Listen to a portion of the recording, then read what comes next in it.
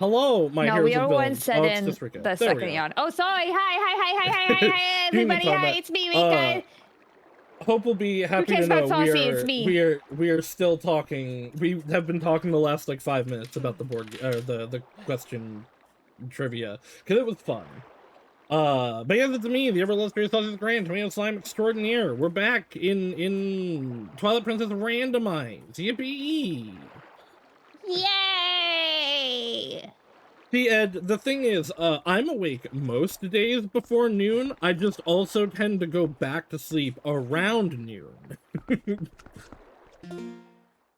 But yes, we're back. Last time, we got a couple items, including, like, all of the items we need specifically to go into and complete the water temple. Which Other I than actually... keys. Oh, fuck, I didn't think about that. Oh, god damn it. I'm gonna go 2 feet and not be able to go in. We might also need the bow, because I might need to bomb arrow down some stuff, which I specifically talked about last time.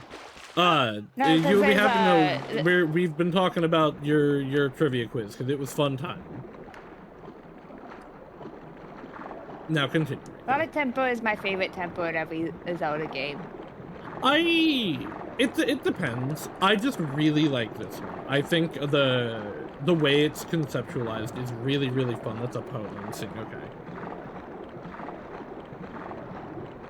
I don't understand why the Water Temple became the Wind Temple in Wind Waker.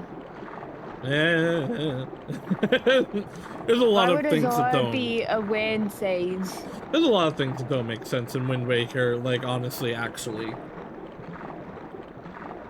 Like, I think they just did, because the swimming was so bad in Wind Waker, they just was like, okay, make it a wind temple. The swimming's fine. I don't think it actually No, wait, it was the Shadow Temple. Yeah, yes, because the Wind Temple is the forest. I feel like there was a lot cut from Wind Waker just because we only get like 2 sages. I don't know that there was necessarily stuff cut as much as I think because they were definitely trying to differentiate it. You know, you can just use the boots to get down, yes, right? but I want control, and I'm looking for any spot that might have an item on it. Yeah. Okay. Yeah, like, they were trying to differentiate things because it was, like, all water, but... Wind Waker is a very good game. Yeah. I don't like it as much as some of the others. But, like, Zelda is a high bar to clear. Like, a bad, quote-unquote, Zelda game might still be, like, better than most series. Oh, yeah. I understand you, Hope. No, like, I enjoyed it so much, I'm probably going to have, my non-streamer friends watch the stream, because I thought it was a good time. The board game stream, too, like, that we did a few years ago, I, like, went and re-watched that not that long ago. The things you have made are fun, and that is why I try to emulate them and be as cool as you. Yeah, you gotta unlock that, you gotta bomb that, and then you use another bomb. Which is sure a choice. Kablam! But since this goes a little higher, sometimes you gotta time it. I don't think so. I don't remember having to. It didn't show it to me though, but...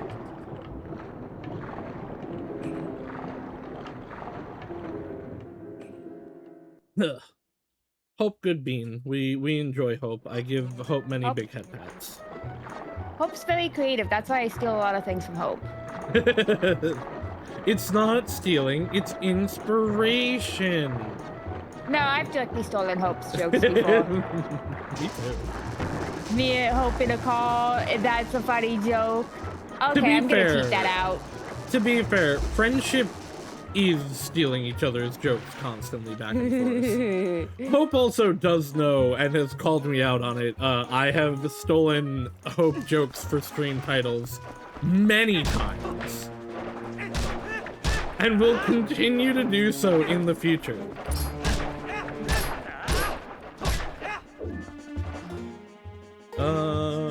I think the bottle's still full. Stealing my jokes as starters. Teehee, haha. And will continue to do so.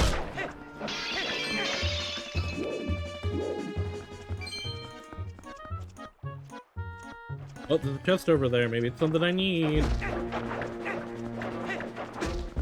Isn't this the room with the jelly? Not the special one, no. Oh no, this one is the one you can mix the weird one. Sure.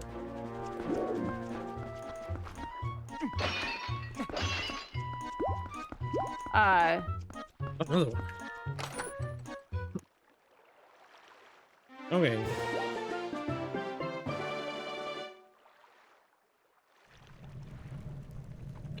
The problem with having so many hearts in a Zelda game is that I just feel like face tanking that.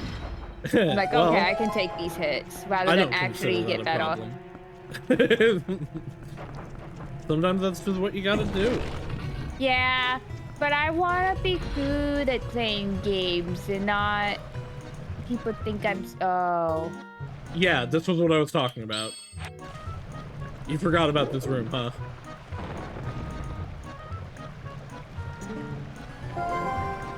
I meant that. It sure would be nice if I could break them, but we'll see. Maybe though, because we have the hook shot, we can cheat things. Claw shot.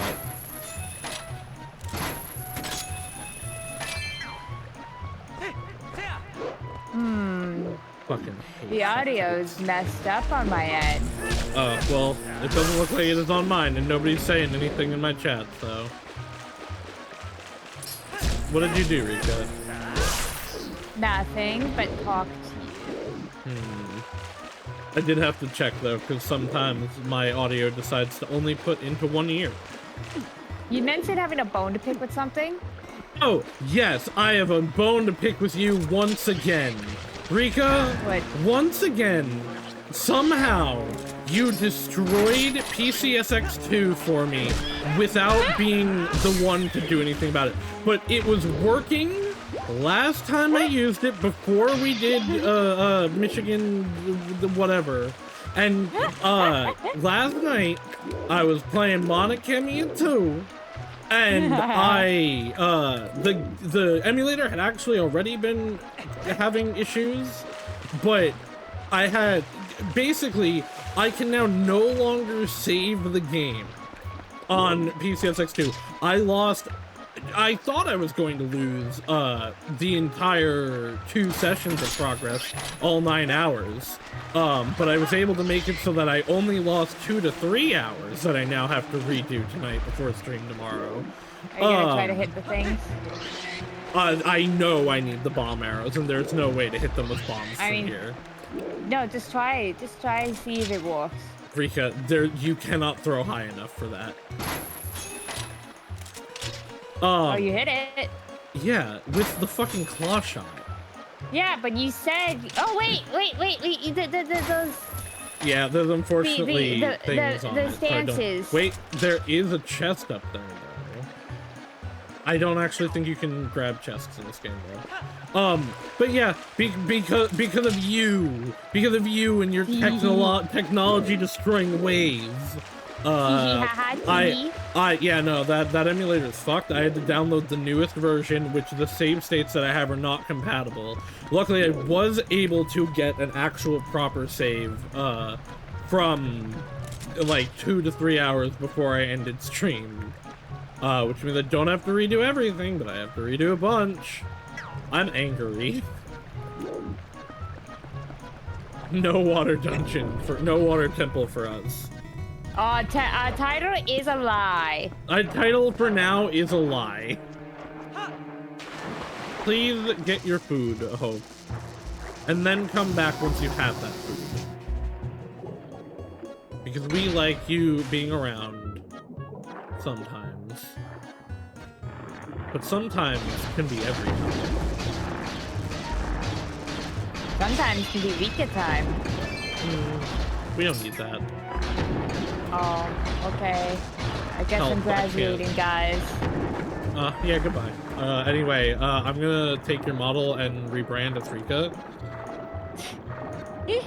I'm gonna impersonate you.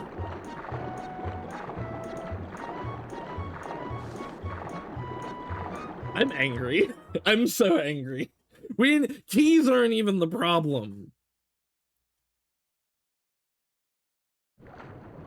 You reminded me of keys, and that's not the problem that we have. Ugh. Teehee, haha, teehee.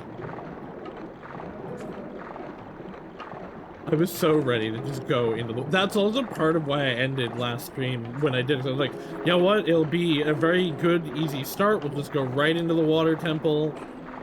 And again, I did mention that we would need bomb arrows, but I'm a silly, stupid little baka cake, I guess. I mean, now we can do the spring. Oh, yes. Well, actually, there's a fair few things we can do. We are in no way locked. I just had an idea of what we were going to do, and that idea is incorrect. Like many things. Yeah, like many things you do. I'm a very incorrect person. As we've said, Rika is always left. I mean, I'm always right, but no, I'm incorrect. Rika is always left. But sometimes Rika goes left enough that Rika gets right. She is always left. I know, I saw the... I'm glad you enjoy or suffer through the games I suggest you. Rika chooses the horrifying experiences. It's a time. Gets me viewers sometimes.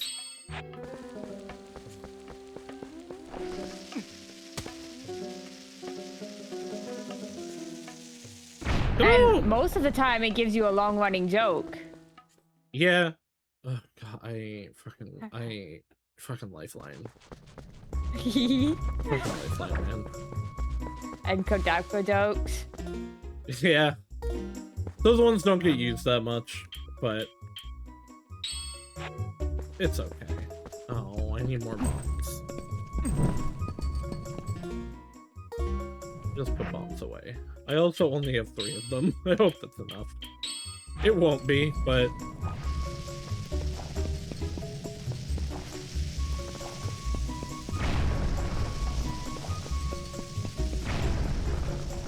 And there can't even be a... Well, I guess there could be.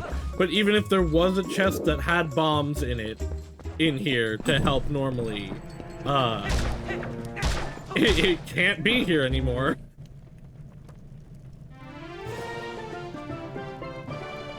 Well, there's one. And you can't just get bombs in the grass in this game. Oh, there's a chest though. I bet it had bombs in it normally. Oh, what? Wait. You got another bottle. Oh, that was another bottle. Okay. Straight up. Hello, Star. We're immediately suffering because I was... Oh, nice.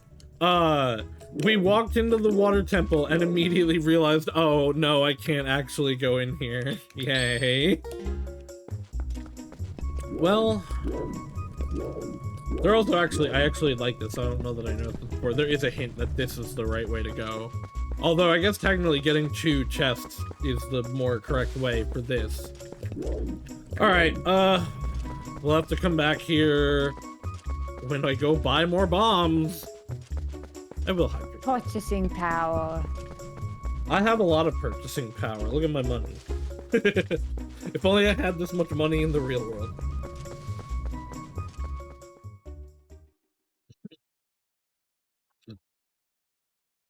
That's why everyone should buy If you won the lottery, and... where would you move to? You know, that's a good question. Hello, Mr. Fairy. So, assuming it was enough of a win of the lottery that I don't have to, like, worry about money or anything, I would very much like to be not in America. I would like to, like, the ideal is Japan for me, because I love Japan. But language barrier and other things do make that difficult. So I've looked, there are other countries that, like, I think would be interesting, like, Ireland, or, honestly, I have, Hope is not, I don't think Hope is here anymore, but, like, I have thought about, like, Finland, like, all the Scandinavian, areas, honestly. There's a lot of neat places. Canada's cool. If though, like, money considerations were still something, it's like, all right, no, we're gonna stay in the US because that's more feasible. Like, honestly, like, probably, like, Maine, somewhere near the water. I don't hate New York. If I had the money to actually be here, it probably wouldn't be that bad. Can I just go to the desert? Oh, no. No, I cannot. Thanks for the soul. Okay, cool. So the way to get to the desert is randomized. I just realized you decided not to go do the, go into the Poe guy's house that has 2 chests. Haven't been to the dog and the... you can't yet.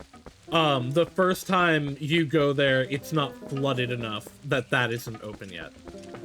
It's when it's when you're there, and you have to go, it's the like, cursed segment, I think. It's the next time, we can, when the water is, like, pouring,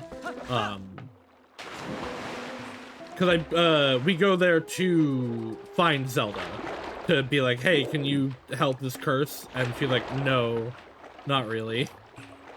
Actually, no, she's like, yes, I can. I'm gonna kill myself, actually. And then takes the curse on herself, is when you get access to that house. But I thought about it. Hello. You don't talk to me because I'm a human, though. Yeah. It would be nice if we could be a dog right now, because there's a bunch of stuff we can actually do upstream. But my dream is living somewhere cold with easy access to quality services, food, medicine. Me too.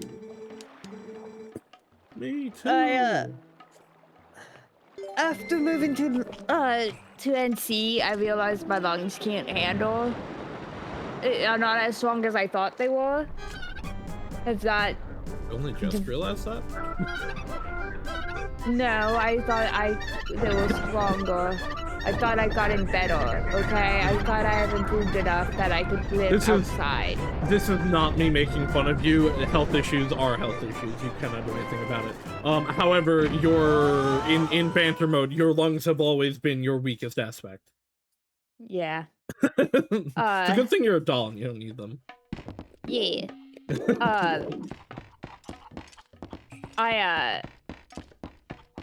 I probably just moved back to Washington because I can breathe better there. Washington's definitely something that I've also considered. It seems nice. Yeah. Has good teriyaki. The problem with Washington is the same as some of the northeastern states. For you specifically, is if there are fires in places near them, you have a massive debuff and cannot go outside. Yeah, but any other time, I can live like a normal person. I'm human. Maybe. Out here, if it gets a little bit hot, I go outside and I'm like, oh god, I'm gonna die. Well, yeah, it just, even putting aside air, just hot, bad, evil. Stop. Like, I have not been able to... You think there's an enemy in the ground? No, that guy was just like on a, there was a little cliff thing. It just looked weird. There's nothing to be found in south of Castletown. I don't believe you, and we'll check anyway. Oh, yes, okay, I need the Dominion Rod for this, to get that chest. The full Dominion Rod. Okay, it just looked like he was facing there was a lip, and he was just, like, right, under it.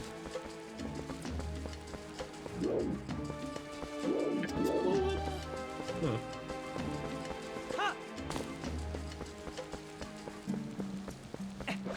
I didn't remember this.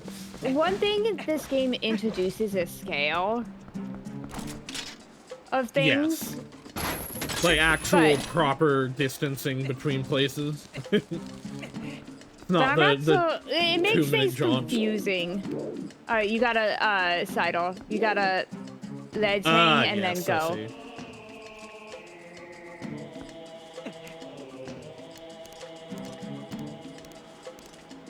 That's why it's under like this.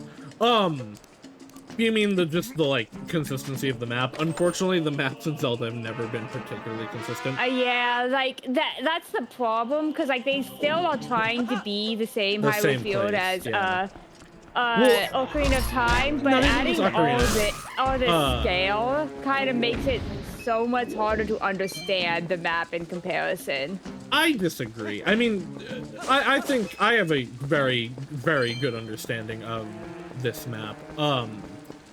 But like, it definitely is bigger than Ocarina's. But Ocarina is very small. Like, the Ocarina doesn't actually make sense in its smallness. But that's fine. It's a game. It doesn't need to be.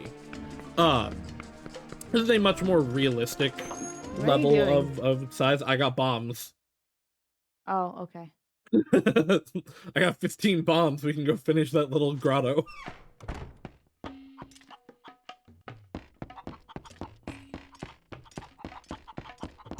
Like, my only problem is just how much is trying to be the same map as Ocarina of Time, but it fails to be the same map.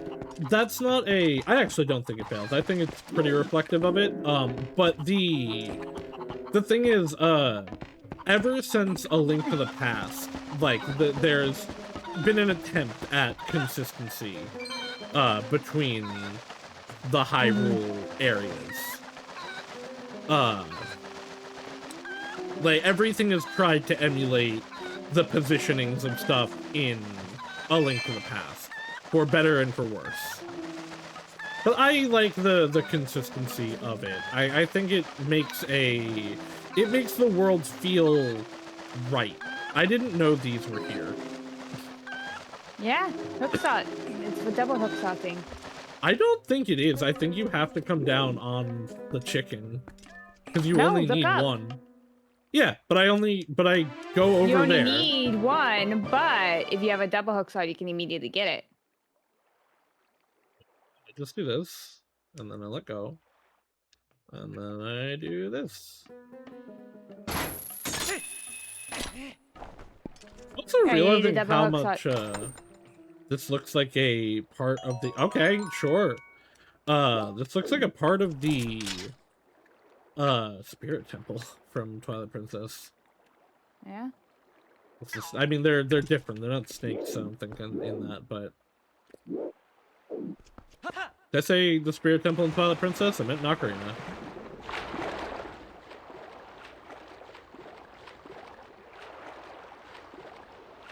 They also keep, like, flip-flopping on whether they want the sages to be something or not. It's weird, because, like, in some games they're kind of important, in some games they're not. Like, they're kind of important in, Wind Waker. In this game, they're just for exposition, and they don't, like, bless you or anything, and, like, wow. They got buffs from the spirit, in Ocarina of Time got buffs from the sages, but you don't want to give any, okay. They are. I mean, Link didn't actually get that much help from the sages in Ocarina of Time. They let him told him what to do. They let him get AIDS so he can safely deal with Ganon. They might protected want to him. rephrase that. What? You might want to say... your wordings was they let him get AIDS. I said AIDS. AIDS. Like fine wine. Aged! Oh, okay. Yeah. That's not what it sounded like. That wasn't... I forget if that was actually the sages or if that was just an aspect of the sacred realm. No, it was the sages. Well, sage. So there were multiple sages until we opened the sacred realm and then Ganondorf killed them. Yeah. Because those are the ones that are in this. And Not these ones are just kind of bitches. Well, they're old. They're fogies. I don't know what they're doing. I do wish they had a bigger role in this. Same. Because they are important and they do things. Have powers. Like, yeah. They have power. So why did they just exposition? Oh, I think it's because they also don't approve of us repairing the mirror and opening the way. Well, that's definitely They part probably of it, are just like, no, that's evil, don't do that. We don't accept that. They know that you have to. They definitely say that they're not stopping you. They're just not, they don't enjoy it. I think it is just another symptom of, like, the development of this game getting shortened. Which it really is impressive how good this game is, considering, like, when you look at it, it's like, there's a bunch of pieces here that are clearly supposed to be more. But this is, I think this is, like, more or less the perfect size for Hyrule Field specifically to be, because it's enough that, like, there's stuff in it, and there are things you can do in it. I wish there was, like, more to use for them. We've talked about that. But, like, there is stuff in it. There are things to do in it, but it doesn't feel overwhelming and empty. Just like save in that guy Breath for of the when Wild. you need more. I don't know. I have 2 bottles of lantern oil. Great, this just leads down to a Poe that I can't fight. I will light that lantern, though, I guess. I mean, looks like the clock's fast to me. There, you know what? There is indeed more to do here.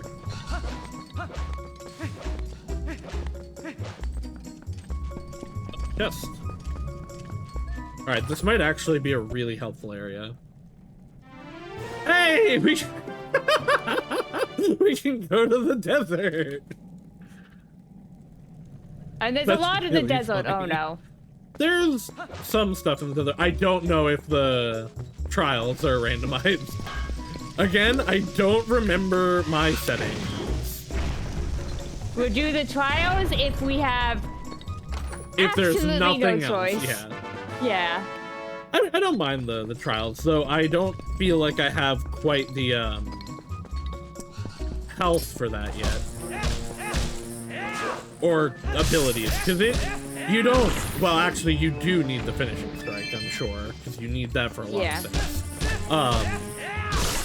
But it definitely does expect you, I'm sure I'll be fine. It does expect you to have, like, most, if not bomb. all. Oh, I was looking at him. Bombs don't work on them in this. You need the arrows. You gotta shoot him in the eye. You can't go underneath them. That also doesn't, I don't think, do anything in It this will game. protect you. Alright, yeah.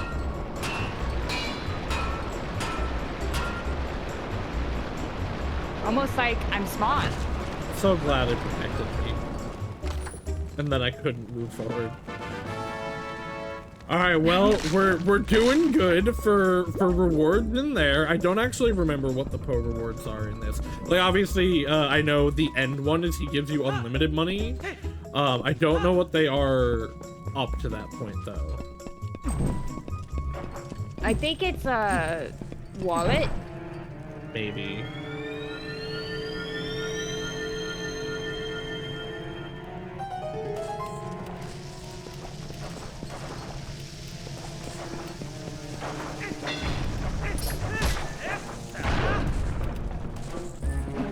Yoink.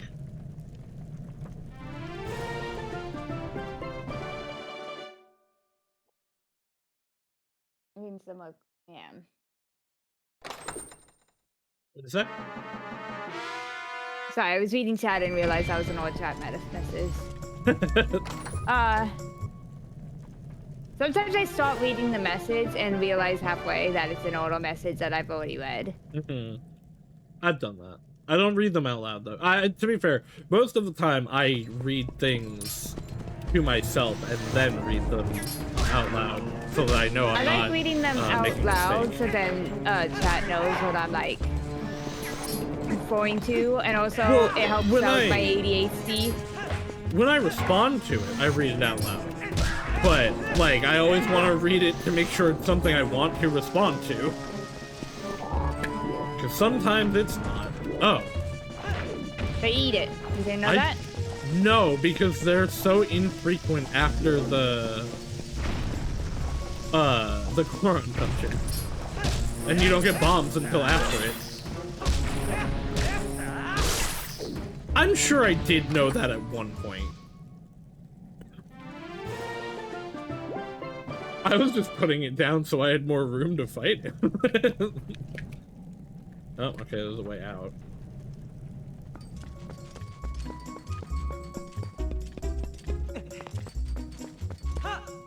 Hole. Hole.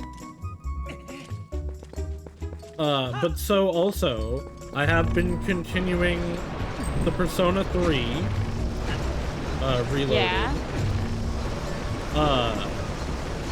I don't remember if I actually said it to you.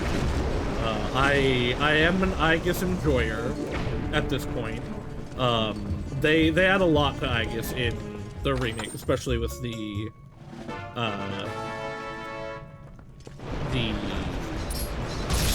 voice acting.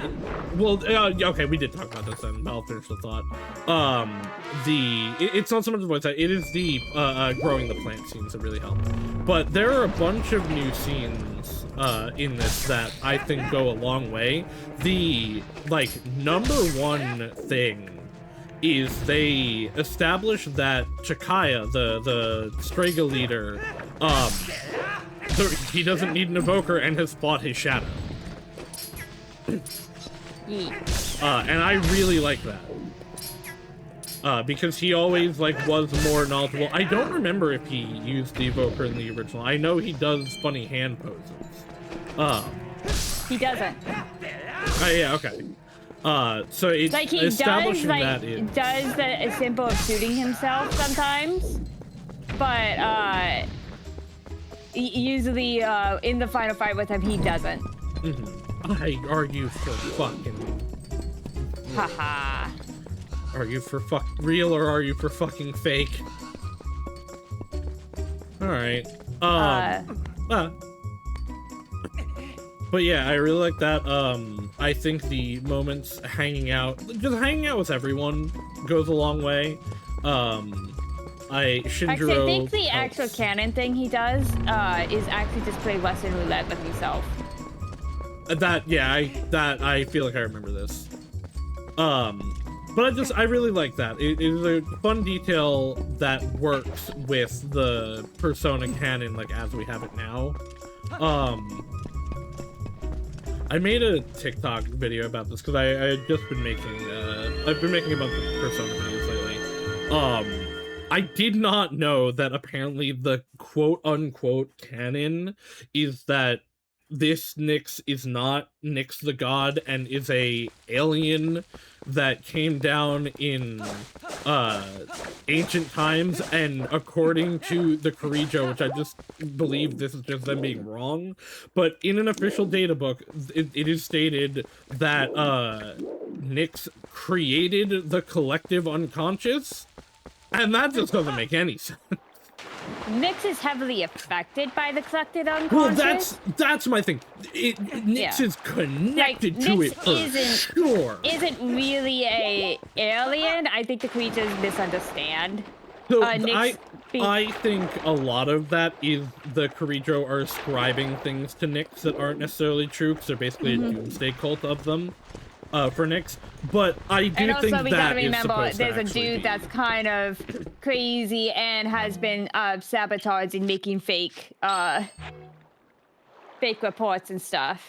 I actually do think them being an extraterrestrial being does make sense. One, they are from the moon, like in this, but also like there are a bunch of... They're not from the moon, they are... No, that's what I'm, like, in here, Yeah. they come down from the moon, and, but there are a bunch of, like, alien beings in SMT. There's Nyarlathotep himself, yeah, like, there is, like, a lot of, to that, where, like, in SMT itself, that, the demons, gods, and devils and all of that are just foreign entities that might as well be aliens. So that's not even what I mean. Because that's why I'm like, it makes no sense for Nyx to have created the collective unconscious. The collective unconscious and the Sea of Souls are clearly just an aspect of the Expanse. And that's why like, also human all thought the affects demons and gods and stuff are so affected and sensitive to the collective unconscious, which is why they get different forms in every game. So because the view of them changes. So yes, that's not purely the collective unconscious. The collective unconscious is different to the humanity's influence on the Expanse and demons in the world, but it is like, it is connected to it. It is clearly a part of the Expanse. Like I am saying, like, the collective unconscious just as singular because it's easier to digest. Because like here's the thing about me, I like to try to dumbify explanations down. So we can we can get on the same level of thought. The collective unconscious is a part of the Sea of Souls, which is a part of the Expanse. Like, but like Nyx, Nyx being incredibly sensitive to it makes sense. I don't think Nyx being like an actual alien makes too much sense with how sensitive he is to it. I do, purely because of the we've seen other weird alien beings like that in Devil Survivor 2. True, but that was still like... But so I fully believe that the Kirijo are mostly right, but in because Nyx is still 100% a goddess, even in Persona 2. Well, so the Nyx the god is not Nyx the entity in Persona 3. They are two different things that were given the same name. No, that's incorrect. I don't think it is, because it doesn't actually make sense for Persona 3 Nyx to be Nyx actually don't understand that dealing with Nyx. Only Ryojoji knows that dealing with Nyx. I don't want these. Only Ryojoji knows who they're dealing with. The creatures are like, we don't know what we're dealing with, actually. This is weird. It's a foreign entity, so I guess an alien? No, like, by the end, the Kirijos did know. They became, well, they knew the complete everything that was going to happen with the Nyx avatar and everything. No, because the guy, remember the guy that's trying to sacrifice us? He did not understand. He was incorrect in everything, so was Strega. They just kind of were going with the flow and acting like they knew what was going on, but they didn't. But the higher-ups knew about everything that Nyx was going to do, because they are like a doomsday cult around it. They think the end is what they want, that it's a prophesized like good thing. They are the Kirijo before the explosion, or I guess specifically the ones that were making Strega? specifically Mitsuru's grandpa is what I'm trying to say. Yeah. Like, was trying to bring about the end. And there are data files that, like, use the term Nyx specifically.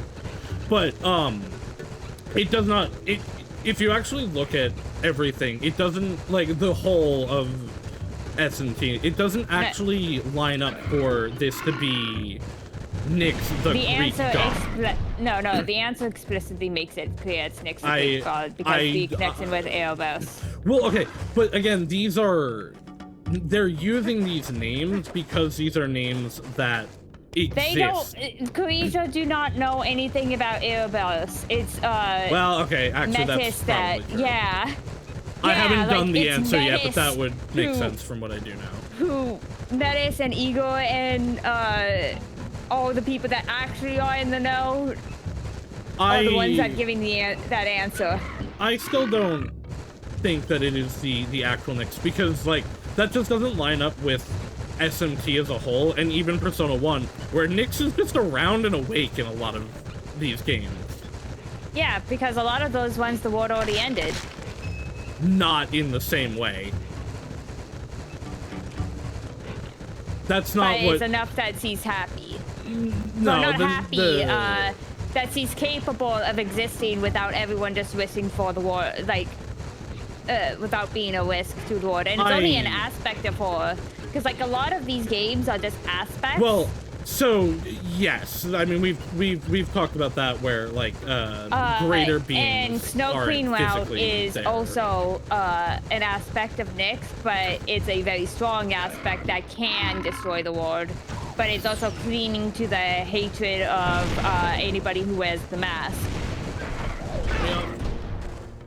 Instead of the collective unconscious, it clings to whoever wears the mask, which still fits with the Nyx and P3. Just strong. Just the Nyx and P3 is the complete Nyx.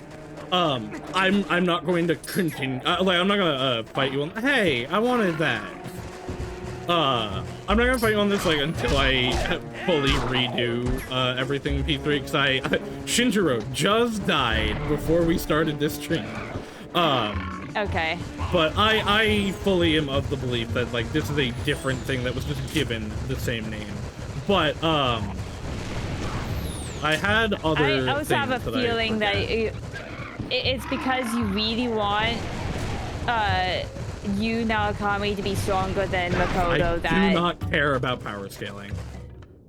I do not care about power scaling in any way. Okay! Okay. Both of us at the same time. Okay.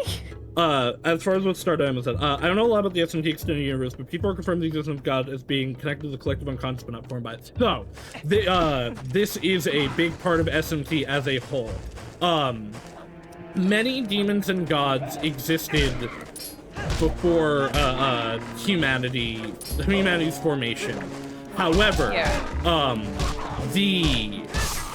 so first of all, in SMT, they're not again, this formed is by it, but like their form can change because. So some of them are. It's the greater SMT universe is essentially floating around in what is called the Expanse. And the Expanse is formed by a bunch of different things that are all metaphysical. We've seen it in a few ways. One of them is the Sea of Souls is a part of the Expanse. The Amala network in SMT3 is part of the Expanse. The Akashic Corridor in Raido is part of the Expanse. And then there are just parts of the Expanse that we physically get to see in some games. The demon world, quote unquote, are just there. Yes, there's chests in a few of these. So I'm trying to get them all open. Although actually, I don't know if there's one under this. The demon world is a lot of times just pieces of the Expanse in different universes, and this is why so many things are connected in the way they are, because most demons and gods and higher level entities just, like, they're chilling in the Expanse in one form or another, and aspects of them or them physically go to different worlds through the Expanse. The Expanse and the Sea of Souls and all of it are deeply affected by humanity's perceptions and beliefs. That is why physical forms can change.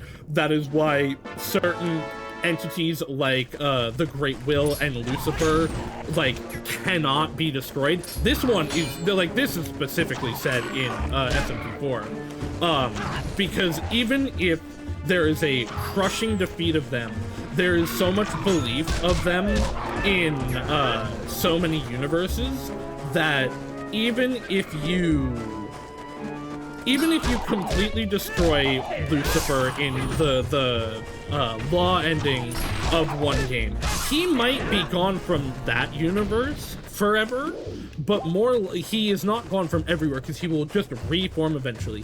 Even if you were to completely destroy Lucifer, he would reform because humanity has such a hard understanding and belief of the existence of Lucifer. You will have to, in order to destroy Lucifer completely, you have to destroy all of humanity in every universe, basically. Well, that or just the religion. But make it doesn't it a even have to forgotten be religion. That's exactly. You would have to make them completely forget about him. Even if the religion stops being the main. I don't want these. Predominant religion. Yeah, there's still going to be so much idea and belief in it. And again, in every universe. You make it no longer a predominant religion, you just weaken him severely where you can destroy him, but he can still reform just like all the other ones, like Odin and all that stuff, but he just won't be as much of a problem. Well, he can still be, because he still has his own thoughts and feelings, but... The other thing is, once you become on a level of them, it's a self-perpetuating cycle, because all you have to do is show up somewhere with that level of power and people believe in you. That's what happens in most of the post-apocalyptic SMT things. That's why a lot of gods get more powerful in the mainline SMT games, because now they can show some of that power and gain believers like the Ring of Gaia that then fuel them. Then there are people like Philemon and Nyarlathotep who don't even need belief, because they just are embodiments of existence and chaos in, they are embodiments of chaos in a physical form. Me and Saucy, the Persona universe is kind of a little bit higher than S&T universe, just because Philemon and Nyarlathotep kind of bumped that power level of those universe so high. So it's really interesting, the average person is not actually that strong in Persona, because there's so much less demon influence that magic isn't around. But a Persona user is going to be way more competent in general than a regular demon summon or devil summon. Yeah, because they get passives from their Persona as well. They get not just the immunity, but sometimes depending on what their Persona is, they can have effects on people. Well, it's literally the idea of strengthening your soul strengthens your body. The dude with Mara as a Persona, he's able to convince people to buy anything, because his Persona just puts a charm on people. The thing with Philemon and Nyarlathotep that is so interesting to me is the reason things are relatively peaceful in the Persona universe and a lot of the Devil Summoner games is a lot of the presences of other gods are weakened, because most of the really strong ones, like Lucifer and the Great Will in general, look at Philemon and Nyar being getting their hands in all this stuff, I ain't fucking with that. I'm gonna go work over here. Even when Lucifer does interact with the universe, which he does a little bit in Rido and I believe some of the other Devil Summoner games, he's just kind of watching. Like, he's not getting involved at all in the same way that he does every other time he appears. I said this last week, and I said it in my TikToks. One of the things that makes the Persona universe so interesting, and the Persona games especially, is you get to see regular people interacting with these higher level magic concepts. Because even the most normal Devil Summoner, or like protagonist in a lot of these games, like the Soul Hackers 1 protagonist is like a relatively normal person. They still have an understanding of the magic that goes way beyond what the Persona characters have. They're just regular people.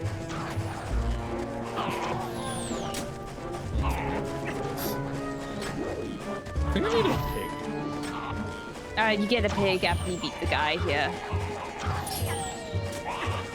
Remember, because this is the final showdown with him. Well, that I know. But I just like. Well, not the final, but the final before Ganon's castle. Well, it's the final time you fight him, I believe. No, you fight him in Ganon's castle, and then he speaks.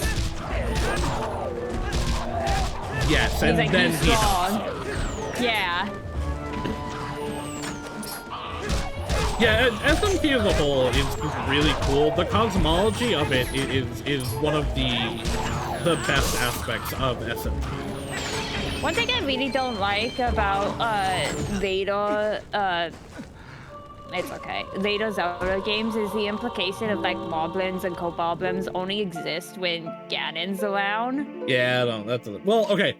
So I think part of the reason they made the distinction between I forget what these ones are actually. Are they just coblins? Moblins. Well, those aren't. These explicitly are not moblins, I believe. No, they might be actually. Let me just check, because I know there's names for things.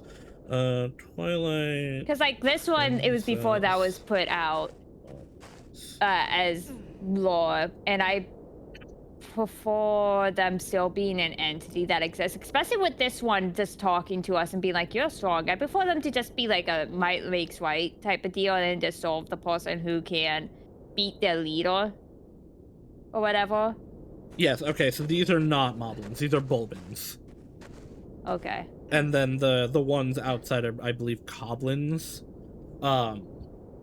But yeah, like, that's why they, I think, make the distinction, because like these guys is always this. Moblins do seem to be some form of Ganon influence being. I don't necessarily like that. I like them just being like guys that sign up and are like, yeah, we're in, let's go. Oh my god, this does work. Okay. I'm surprised you didn't. I thought you just wanted to run through. So that was what I was doing. I did remember that they would respawn. I forgot that you have to take them out until like that last bit when I was trying to do it. I did not actually think the slingshot would work. Yeah, this is a stealth area. Well, yeah, but you used the bow. I thought I needed the bow.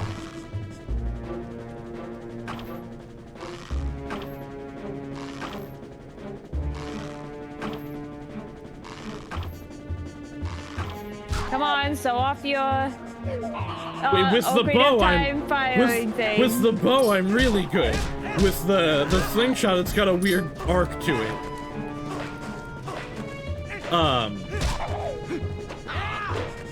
But yeah, SMP is just really cool, and Persona 2 is also really cool, which is how I got on the Expanse stuff. Is I had done videos on.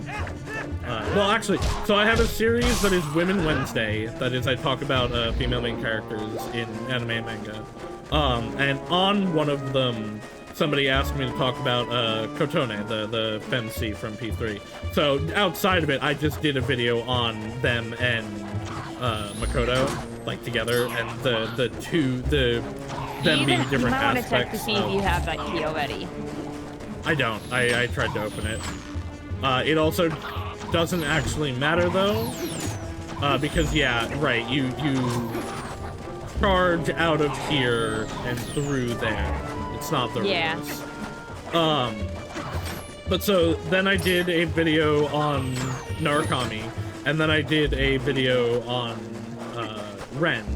And then somebody asked in my Ren video, like, hey, can you do Tatsuya? And I was like, fuck yeah, I can do Tatsuya. And I mentioned Philemon and Nyarlathotep being, like, basically roadblocks for everyone else coming into this universe.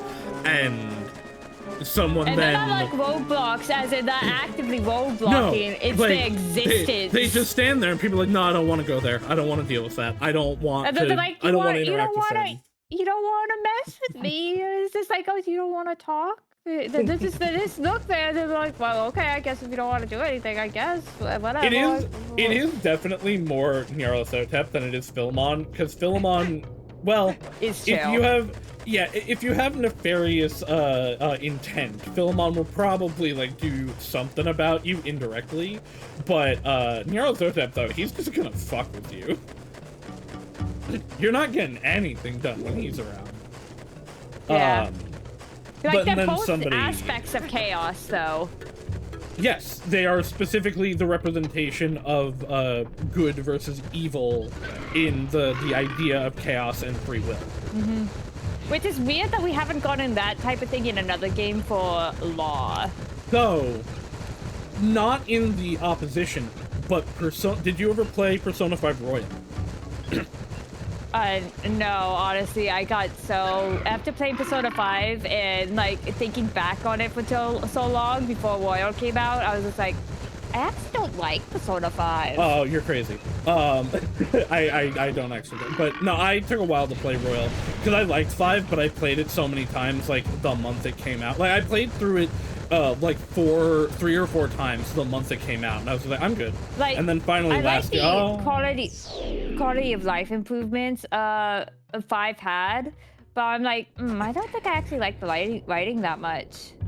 I like most of the writing in 5. I have some issues with it. Morgana bugs me less in Royal. I still think the way that Ryuji gets treated is abysmal. But the new final antagonist, Maruki, I really like the way they depict him because he is the idea of removing free will that Law tends to have, but he is very much a positive version of it. He is a lawful good representation of it, where he takes the power and warps the world to specifically, like, grant people the ideal lives that they want. And it becomes then, you know, a battle of, well, is this really free will? And also, can you grant everyone their wish? What if there are conflicting wishes? And that becomes the reason to fight him. Not that anyone is like, hey, you're evil, we need to defeat you. And I really like that, because it is very rare in SMT that you get an actual, like, good and positive depiction of Law. Because there are genuine arguments to be made for the idea of Law and, like, the removal of some level of freedom and freedom and for the idea of safety and guidance in the world. It is just usually the ones that are on that side are, like, comically evil that it makes the chaos roots that should seem really bad very appealing in comparison. And I really like that part of it. I also like the idea that Lucifer will probably chill more with Philemon than Nyarlathotep. Oh yeah. Well, because the thing that's interesting about Lucifer is anytime the Great Will is not around or is, like, lessened in some way, I can't beat these, I don't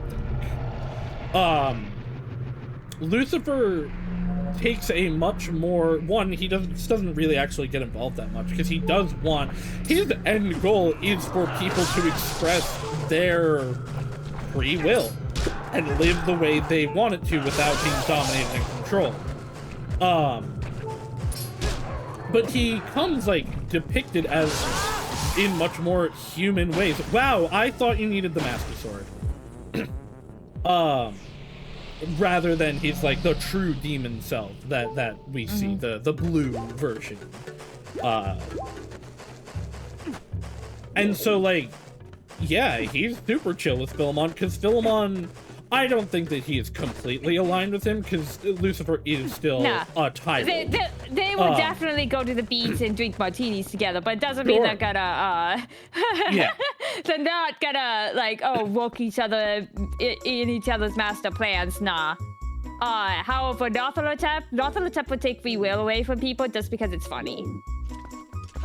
He would trick people into taking away their own free will because he wants them to be. He would get people to believe it is their choice. That's Nyar's thing. Yeah. It is still their choice. He has his own machinations versus Philemon, who is just like, I want freedom and thought to reign, rather than people being trapped by constraints of themselves or others. Yeah, but Northalatep just wants them to all do evil stuff with their free will. And also fall into their own demise because of their free will. It's not that Nyar wants people to do evil. It's he is there to be entertained. And usually people causing problems is more entertaining to him.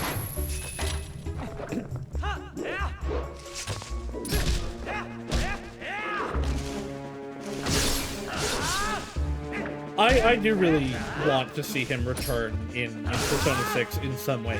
He doesn't have to be the main antagonist. I just want to see that he is crawling back. Because we've seen little hints that he's trying to for a while.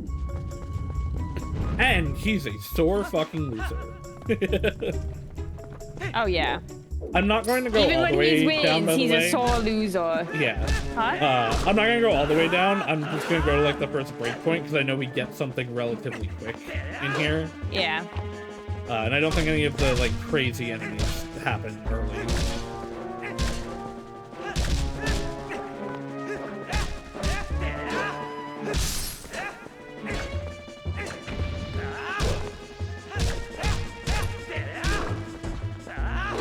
It is. I don't know that SMT honestly has had a scarier antagonist than Nyar when he is going all out either. Yeah, because like they're all kind of been like on shades of gray, and we're kind of like, I'm kind of getting tired of the shades of gray antagonists. I just. In SMT, I feel like so many of the law and chaos things end up being so samey. That's why I like the ones where, like, Lucifer and the Great Will aren't the representations of it as much.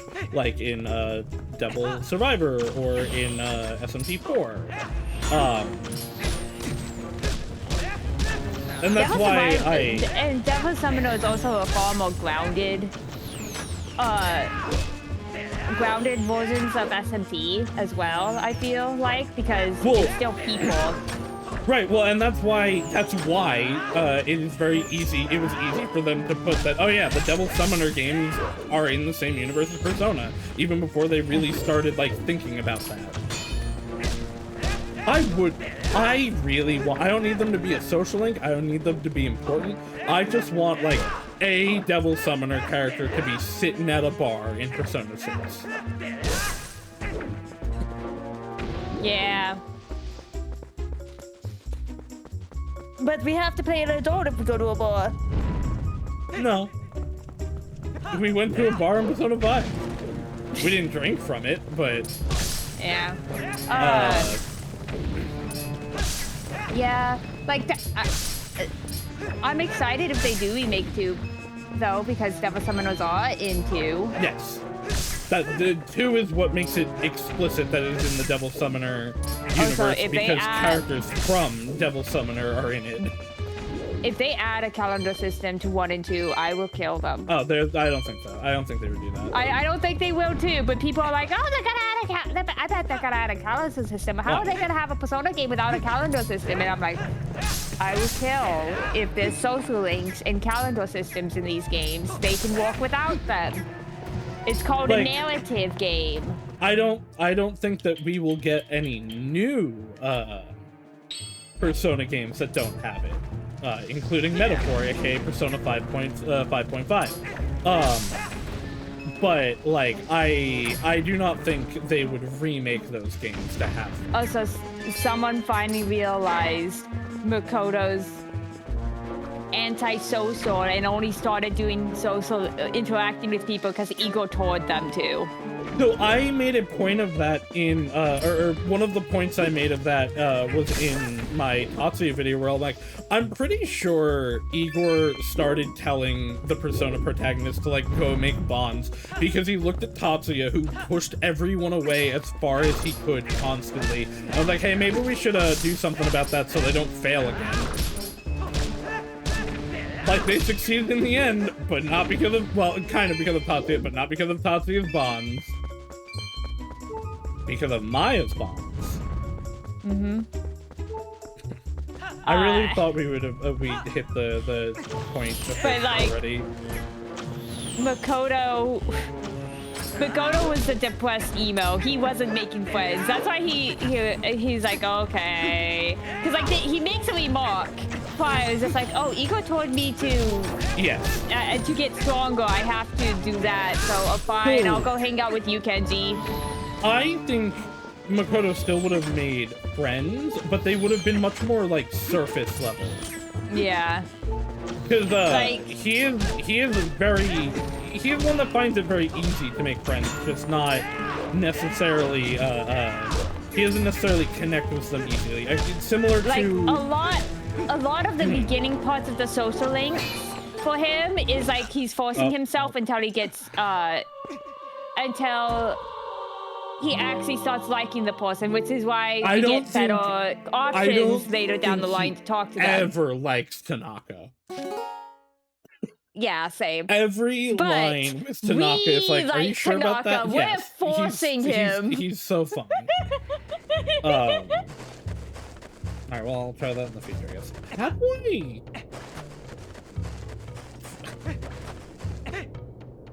I...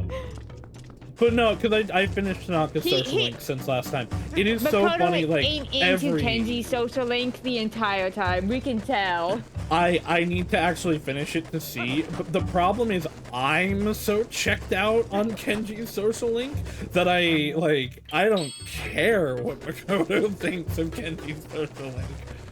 It feels like Makoto's also kind of checked out. He's just like, yeah, okay.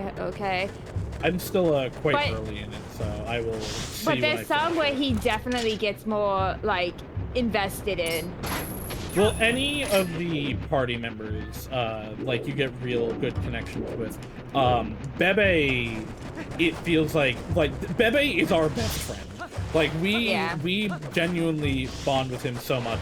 Maiko gets a real connection. And I think helps us deal with helps Makoto deal with a lot of their issues in general. Same with, I don't know that I'd necessarily call them friends, but the dying man definitely, like, helps and connects to them a lot. Mututsu, the priest, like, we form a very real connection there, which definitely starts very surface level. And like it's more of a parental connection too, which is what Makoto needs since his parents are dead. I don't even know if I'd it definitely has more of an effect on him. I don't even know what I'd call it parental. Just like it is a very guiding figure. Because also like we're seeing the way he has he's a complicated person that has a bunch of issues and has fucked up his past, but is not a bad person, and it clearly affects him in a lot of ways. Also, and that, one of the things one of the things I like about P3 is that it does feel like the social links do, like, it doesn't, like, affect anything, but it does, with how heavy the theming of the social links is, it does feel like it helps Makoto be attached to the world and love it and get past his own grief of his parents and move on. I do think it is very apparent and like overt how much each social link, we talked a little bit about this before, but how much each social link like ties to the overarching theme of P3. I definitely think 4 and 5 do have it also, but they're much more subdued about it. The thing with P5 is P5's messaging is also kind of like unclear. All over the place. The actual intent of it is, because I was thinking about it when we talked about the other day, it's not even actually about rebellion. It is about the idea of, like, abuse of power and overthrowing that. Because nobody actually really cares about rebelling, like the original marketing made it seem. It was just about, like, hey, these are people that are literally stealing like joy and life from other people, and we're going to steal it back. And a lot of the social links are about different kinds of abuses of power, be they parental or like being trapped in a like with EY, he feels a little trapped because like he feels indebted to his friend, but they're also using him and he wants out of this life. But like, and then 4s are all about, 4 is the most power of friendship-y, for better and worse, and like how important Persona 4 is the overtness of Persona's like overarching theme, which is that bonds matter a lot. One of the issues I have with 4 is probably also you. Like, I've been trying to dissect why I have such big problems with 4, which is why you see me constantly changing my opinions and see me to contradict myself, because I'm trying to figure out why it's hard to word it, and then sometimes we have a conversation and I'm like, oh, that's a thing that I think was probably, because like some of the things like just bother me in the back of my head, but I don't have words for it. We don't really see how these social links affect you. Like, oh, I disagree. Where's you's, like, with 3, it's like helping Makoto deal with the grief of losing his family and move on with the world and connect with it. You feels like he already kind of has friends and connects with the world. So like, it's hard to see how these bonds, like... So you are falling, you are falling into the trap. This is part of what I talked about in the Narukami video I made. Narukami has a very easy time making friends. He is very popular. He's very charismatic. It's very easy to him, but none of them are actually important or grounded. When no one from his previous town, including his parents, sends him a message once he leaves the city. He goes to the city, and there is no one that comes to see him from that old life. It is all the stuff only in Gordon. The city parts? I don't think that's true. The city is only in Gordon, and I since I played Persona 4 OG and not Gordon, because I got to a point, I kind of didn't get to the differences before I was like, I played this game before.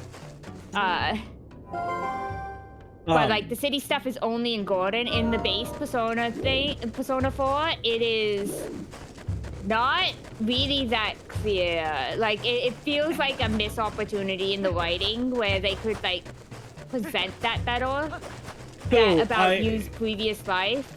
Because you get more on Makoto's previous life than you get on Yu's. You don't get that. I would agree you get more, but there's not that much for Makoto. The main thing with Makoto, though, is that his parents are dead, and that ties into the things.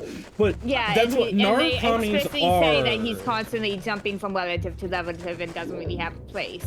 Narukami's are, though, like, you are you are supposed to read into it because it does not, like, throw it at you. Because as Narukami's characterization Persona 5 does it better by having the, fuck, I forgot his name, the blonde guy, actually make comments on it. But the, and draw so attention. the, like, I do, because, like, thing... I think, like, my issue is with the writing, because they don't ever try to draw attention to it. It feels like something you're not meant to actually pay attention to.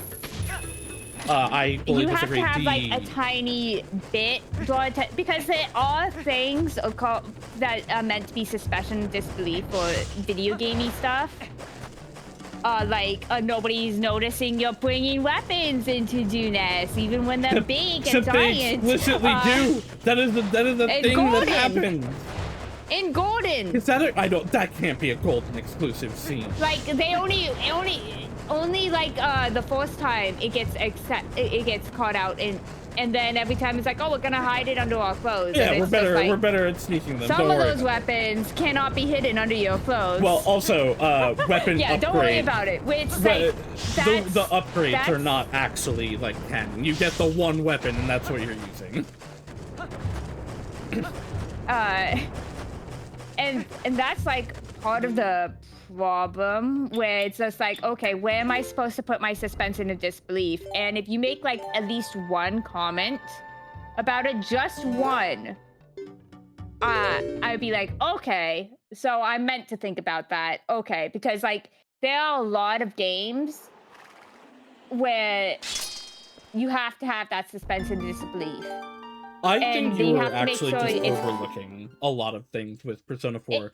It especially with used characterization, the more things you do, especially some of the optional stuff that you do that are only in Golden. That's no. No, because again, there's I'm a lot talking of about things. But no, but there are a lot of things. It is a lot of the little interactions, like with the Dojimas and with the way he interacts with different characters. Like, a big part of the tower circling with the kid is you were supposed to be understanding, and it is implied that this is, like, a lot of what he's going through is something that you connect to. Narukami is a very lonely person that, like, he has a lot of surface level connections, but none that actually matter until he goes to Inaba and makes real bonds. It definitely is easier to see in Golden because of how he parallels off of Adachi, and you see that either of them could have been like the other if they had the different circumstances. If Adachi had the bonds and a better support network, he would have ended up a lot more like you, whereas if you continued to not make bonds, he would have ended up like Adachi. That is a big part of the accomplice ending being what it is. Yeah, I think, like, the big issue is that I just can't get myself to go through Golden. Well, you're gonna play Reloaded, or no. what's the fucking called? I'll be real, honestly, I have no interest. Shakes my head. Yes, no, exactly. Narukami is, like, Narukami is the most, like, immediately charismatic of the Persona protagonists. He's the kind of person that, if he wants to, can just skate through life very easy, but he has not, before he goes to Inaba, made, like, any real connections, and that's the point of a lot of the social links that a lot of people, I think, overlook, like the daycare social link and the tutoring social link. The idea is showing, like, what bonds actually mean, like, in a low stakes day-to-day environment, and how other people also have trouble making those connections. That is what, like, Persona 4 is the most power of friendship of the Persona games, but, like, that is its theming, that is its intent. It is trying to tell you that bonds mean things. like, maybe Persona 4 Original just needed more time in the oven to become more like Golden. Because a lot of the stuff you praise it are stuff that are also mostly in Golden. And since I played OG and kind of couldn't get myself to go through Golden, because, man, there's just some dungeons that are just a slog. That I was just like, you know, it ain't worth it. This ain't Persona 3. I hate Tartarus. Even in Reloaded, it sucks. It's so lame and boring and ugly. Not all the areas are ugly, but some of them are really ugly, and the music sucks. I Tartarus. No. Well, maybe not Reloaded versions. I immediately put on my own playlist of Persona 5 and Persona 4 songs because that music sucks. I hate Tartarus. It sucks. I sing along. I bop to it. Sing along with what? You know, I forgot. The lyrics that don't exist in the Tartarus music? Persona 3 is good music. Tartarus' music is not one of them. That type of singing along, you know, like do-do-do's. No, I'm making fun of you. Man, I'm gonna beat you up. But yeah, like... I think you really should replay Persona 4, even if it's revival, because I think you've missed genuinely, like, a lot of the ideas and intents of Persona 4. Like, I did enjoy Persona 4, I just don't... I think Persona 3 did it better. No. I am not actually... Like, I don't fault anyone for liking Persona 3 more. I simply, like it the least of the three modern Personas. I guess 4. Oh, so I can't play 4 for too long. A lot of the bright colors gives me headaches. Well, hopefully Revival will fix that. You won't even have to buy it, because I will be, and you have all of my video games. To be fair, I also have all of your video games, and that's how I'm playing Reloaded.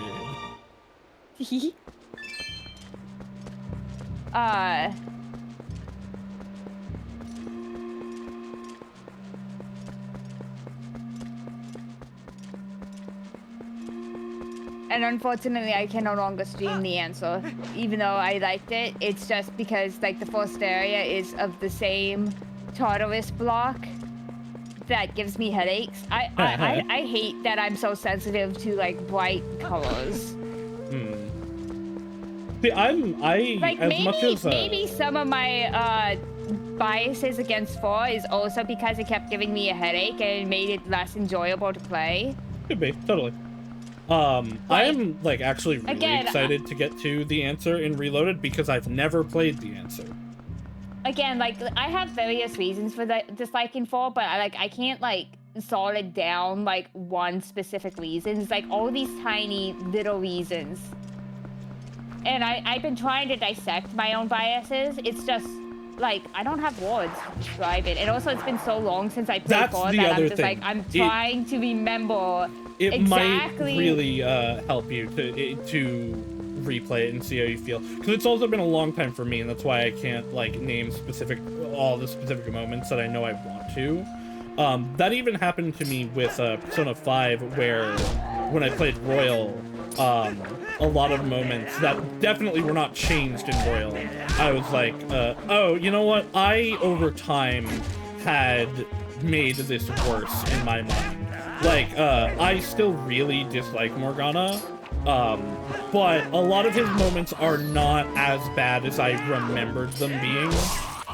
It's just because, like, we were also trying to, like, get through the game. And, like, he was lengthening the thing unnecessarily. There's a lot of issues with Morgana. I also, by Haru's Dungeon, just did not... Like, I already didn't like Morgana, and then that part happens, and I really didn't like Morgana. Like, I know they changed a lot of Haru's Dungeon for Royal. I don't think they did. Because I played it last year, and apparently a lot of people now have issues with that boss, and I was like, but he's, like, so easy. What? Oh. The wolf became $5. But we need finisher. Well, I knew it wasn't going to be skill, finisher. but... Oh, yeah. I don't know what any of that means, but okay. We need finisher to even deal with the pose. Finisher is like also the one that goes into the back to beat the Dark Nuts. But you know. You don't need that, but it is very helpful. You don't need one. Yeah, and I sucked at that move, okay? Listen, I sucked at that move. Once you get the mortal draw, that's all I ever used on them anyway.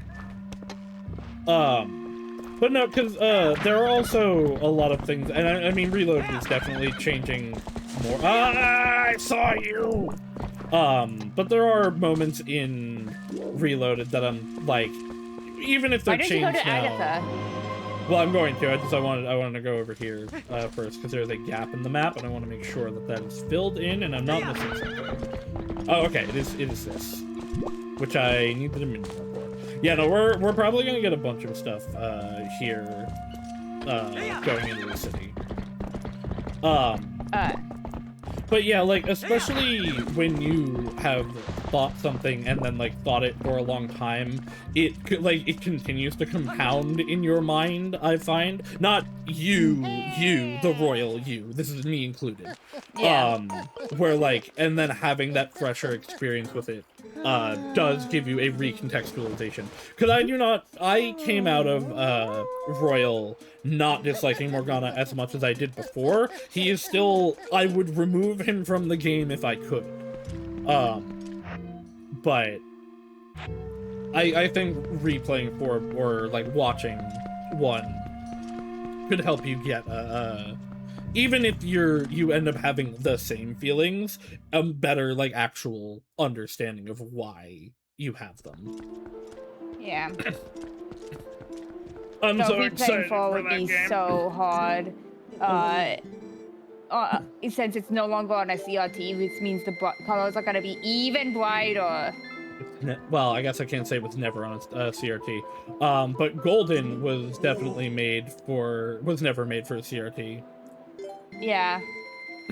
How many do I have to give you? I have said for 6, I am not making any actual thoughts or expectations until I see a real trailer. Because, Persona 5 ended up extraordinarily different than that initial teaser made it seem. I'm hoping because of the popularity of Persona 3 had, Reload, they give like people cutscenes outside of the main character's perspective and growth outside of the main character like 3 has. Like, I want another Junpei, okay? Junpei giving a relationship with someone we can't really interact with Todori, and having solo cutscenes like that and getting growth outside of our character. I'm really with them or things. I'm really interested to see what they do with Marie.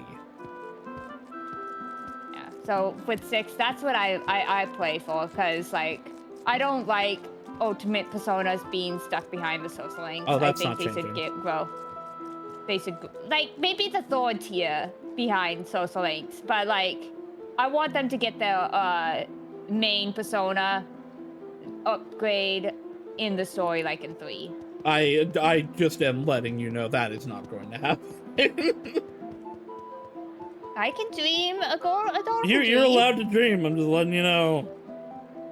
Because like that was so good in 3. Like the characters being their own character outside of your character.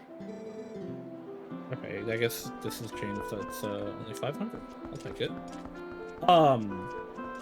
Well, I wouldn't be surprised if we get moments like that in 4, because 4 even has in the game as it was, you see the investigation team hanging out outside of you like fairly 6. Often. No, I know. I just like that is something that I think they will add for the 4 remake. I would not be surprised at all. Because even in non-Golden parts, but like there are a bunch of parts where in Marie's stuff in Golden that like you run into the gang hanging out together and say, hey, what's up? Hey, you wanna like do stuff together? Cool. So it's possible that I don't know. 6 definitely could have stuff like that. Metaphor didn't, but Metaphor was a very different story. Although, I mean, we did see like all of the group interacting with each other in Metaphor. And also, we were always together because we lived in a tiny ship. We were always together, and like I'm hoping there's for another mission going on in Metaphor. I'm hoping for like actual mission and us to be together more than like the dormitory, rather than us living in separate things. Like normal people. Yeah, but if the leaks are real about those portraits, where they have like little things in their ears, I'm hoping it's like an actual like business. I don't know. I am not believing literally anything until we see a trailer, like a real trailer. Yeah, see, it's still like built up. We can't go in there even if we were a dog right now. Although actually, if it's the randomizer, maybe we could.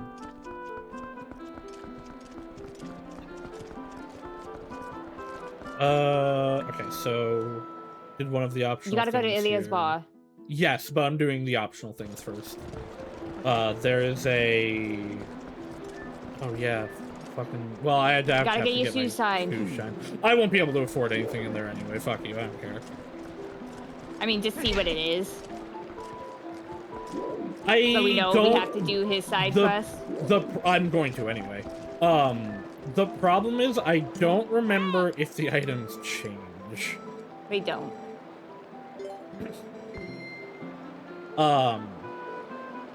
Yeah, I don't know. Like, I genuinely have yet to play a game that Atlas has made, even that just P Studio has made, that I have not liked. Metaphor is one of the best games I've ever played. I love.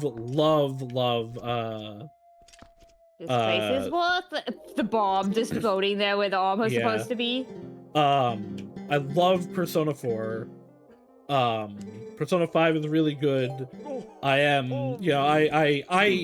even when I say like, oh, I don't like Persona 3, Persona 3 is always, I've said, a good game. I've never actually like considered it a bad game.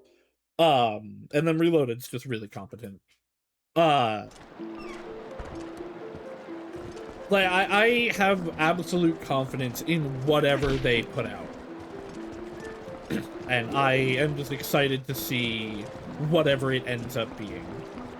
There's a good chance I'm never gonna play it depending. Like, I'm gonna...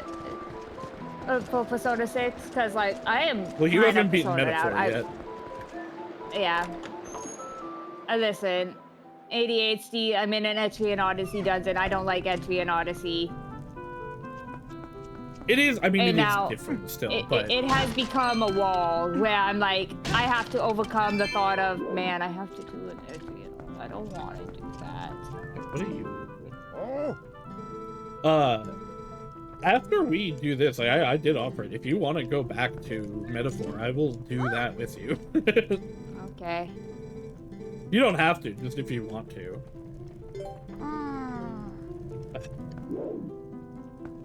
Actually, you know, I can do this. I love Metaphor so much. I kind of want to replay that after Persona 3, but I'm like, no, I gotta beat Daybreak. I gotta beat Trails Through Daybreak. Huh. I guess that can't be randomized? Huh.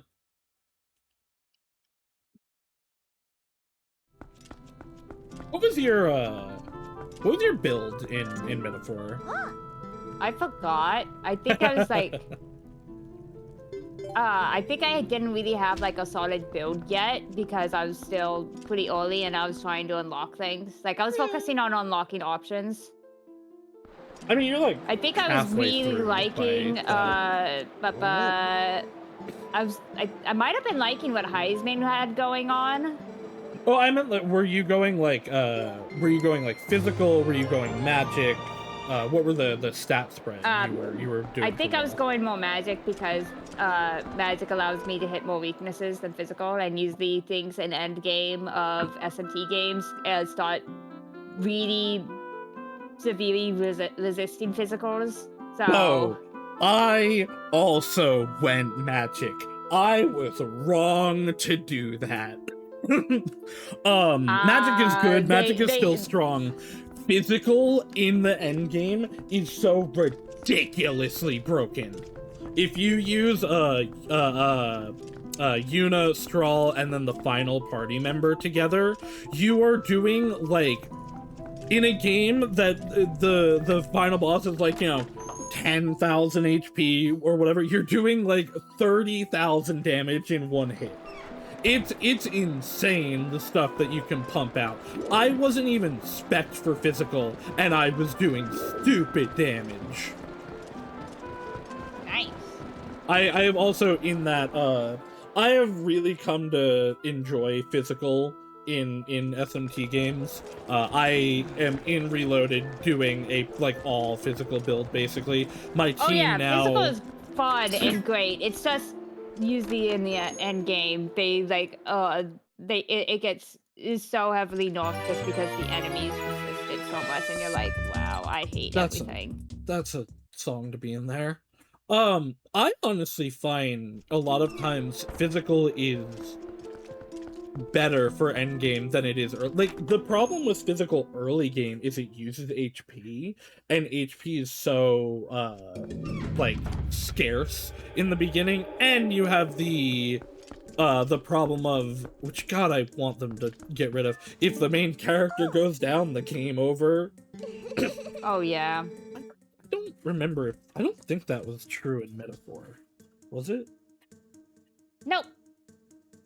Metaphor, main character, game over. I don't think so, but I just want to double check.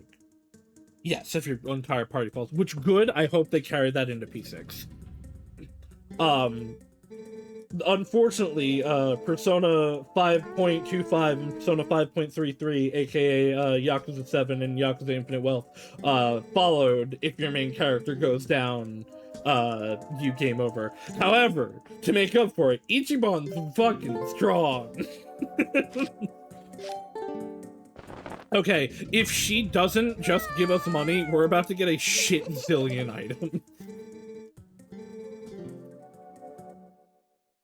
We're about to get a shit zillion items. We get one for every bug and an extra one for every pair.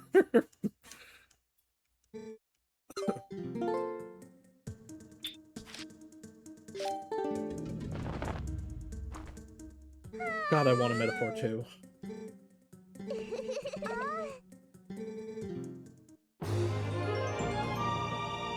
Oh, maybe she just gives you extra. We don't get 2 for, Where are these bombs going? Oh, wait, hold on. I have to show off one of my favorite things about Agatha. If you leave while still having bugs, I know you have bugs. I love Agatha. She's one of my favorite parts of the game.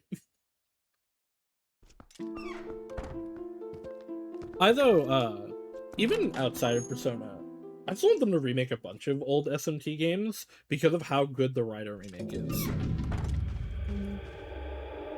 Like I'm glad the Rido remake added the having 2 demons out that Rido 2 has, because that made it so much better. The demons, the actual like elemental abilities, Rido feels important in this game now. Like I was able to do so many cool things and do a lot of damage. It felt great.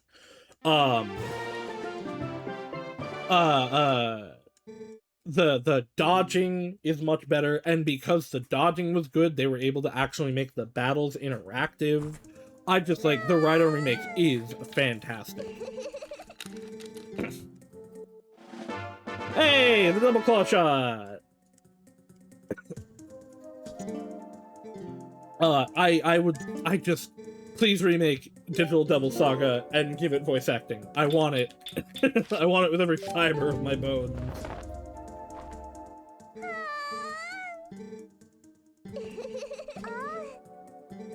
it's kind of crazy how Sega is just dominating the RPG space lately. Between the Yakuza RPGs, all of the Persona, Atlas, SMT stuff, and a few of their other games, they're just doing such a good job.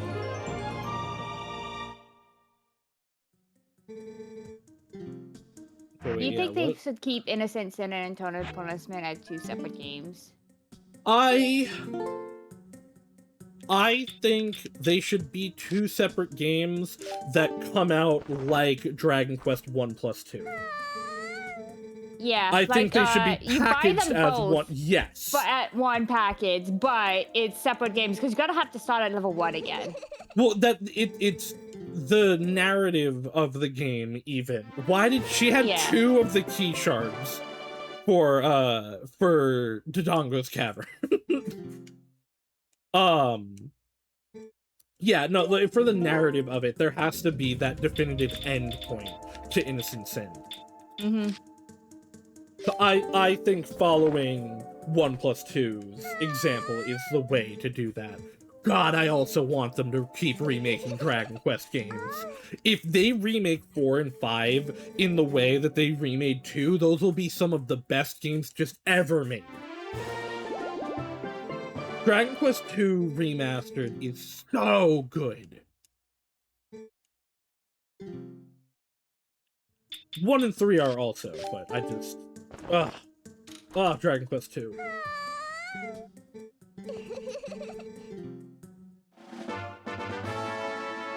Map.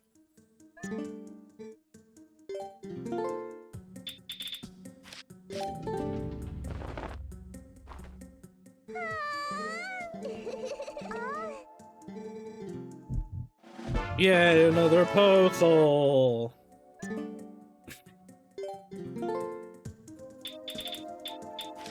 Man, it is also really funny. As much as I'm like, oh man, I gotta finish going through the Trails games. I'm also like, man, I want to play that remake of the first game. It looked really good, and I love that game. And I think the remake of 2 comes out this month? Trail's good. Trail's very good. Oh! For the ice dungeon. I forgot that had a specialty key. I need to play things that aren't RPGs. I think that's all I've played for like the last 3 years. You're the RPG guy. I am. I like it. I don't dislike that aspect, but I'm just like, they added a new, so Snezhnaya in Genshin, just came out. And there is a new segment of it where literally, like, it is a third-person shooter. And I was just like, man, I haven't played a third-person shooter that wasn't, like, a Resident Evil game in a while. I should do that. So I think that's part of it. Star Dynamo like, so many RPGs have, like, been like, oh, we have to evolve them. And then, like, the Trails games have continued to be traditional RPGs. Sega has steered into them. And then, especially, like, Expedition 33 coming out. RPGs are, like, in vogue again, and I love it. I'm happy. Please keep doing it. Please keep remaking the Dragon Quest games. I also love that this guy's, like, supposed to be Tingle.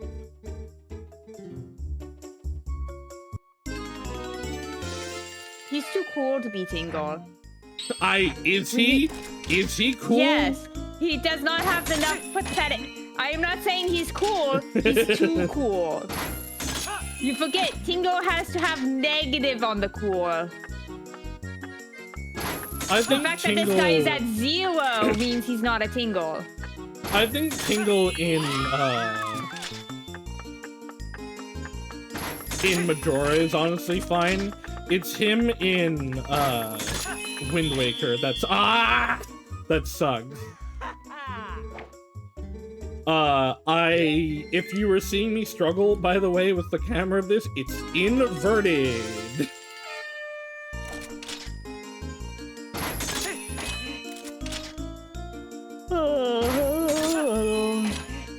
Sleepy Rika.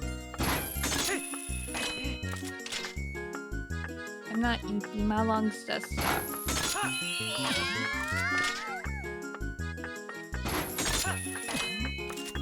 It's okay to be eaten.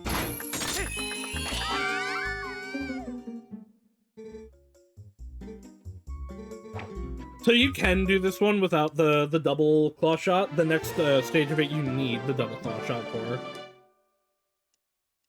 Like he cheats a little. Well, it's your moves the platforms. Yeah.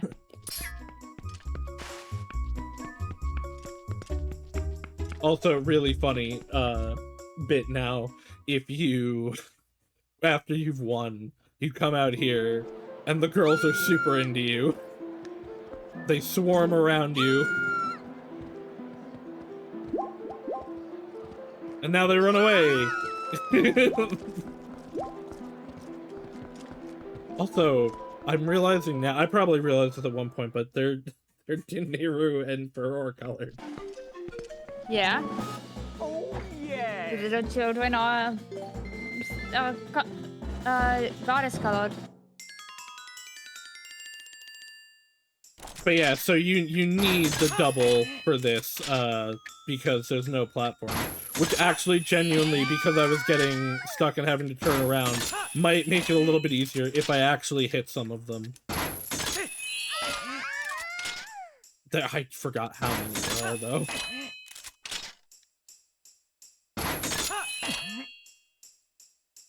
I missed all of them. Great. Well, that's gonna cost us. Skill issue. Well, yeah. Oh, I'm doing so bad. That was inverted.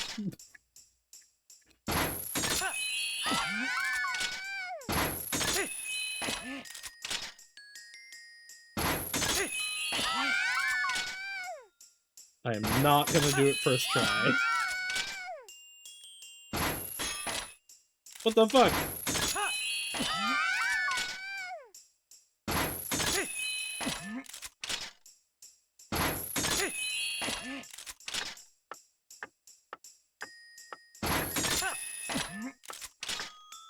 Ilya's in trouble. I need to save Haru, but first claw game.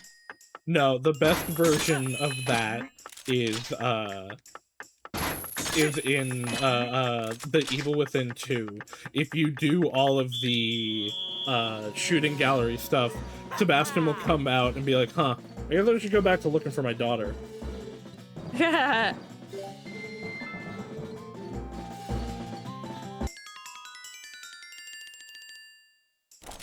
Considering how much I fucked that up, actually, this is probably gonna be really easy when I, like, don't fuck it up. That's what was supposed to happen. Hydrate! We'll hydrate in a moment.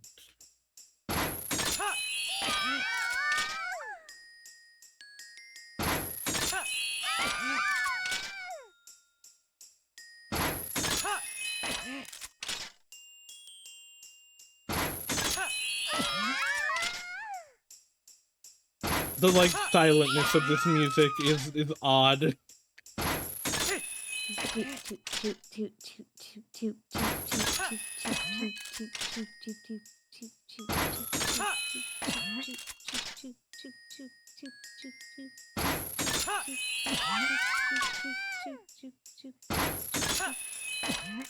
Teeny tiny bell.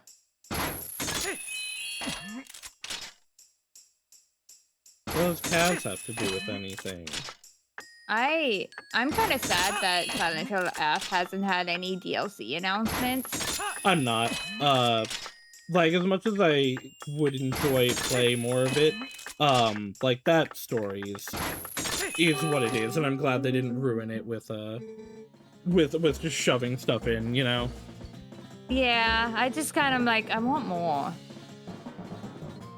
I also, unfortunately, again, like that story's done, and I don't want you to ruin it. Now, just make, you know, another one like it. I would take that, but that's gonna take time. I'm just glad that Silent Hill's like back, and there is another like promising looking Silent Hill game coming out in the next few months. Townsend, I believe.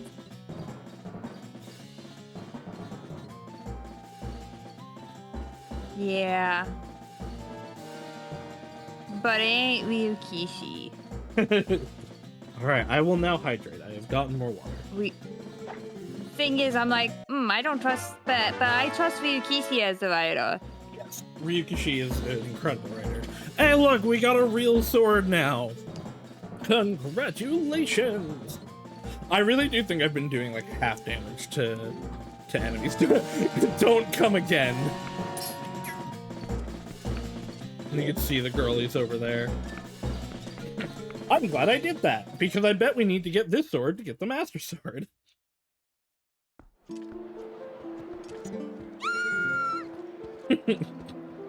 It's gonna be so funny when we go to the Ultra for the Master Sword. I can't wait. And it's a ruby. One of my favorite things it's just a ruby floating on the pedestal.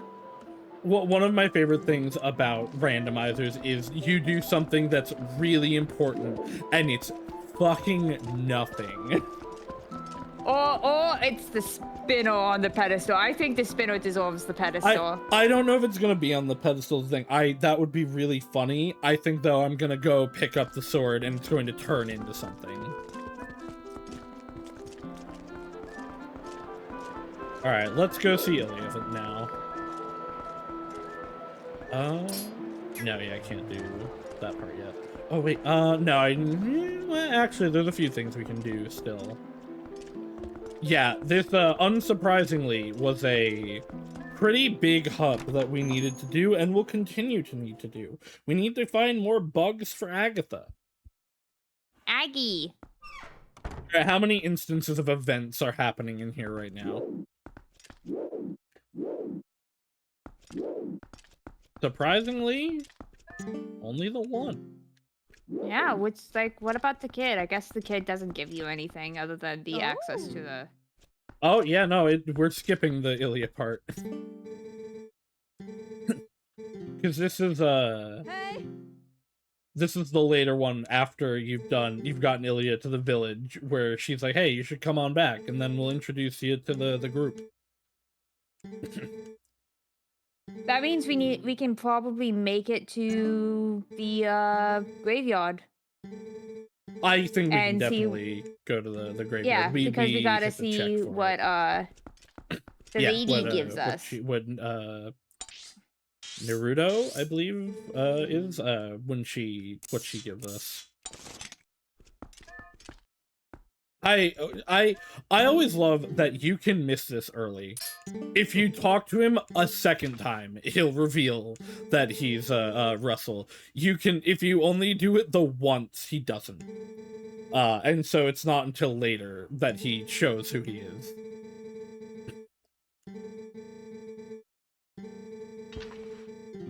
Yeah, because like in Zelda games, usually people don't have multiple different interactions depending on how long you talk to them.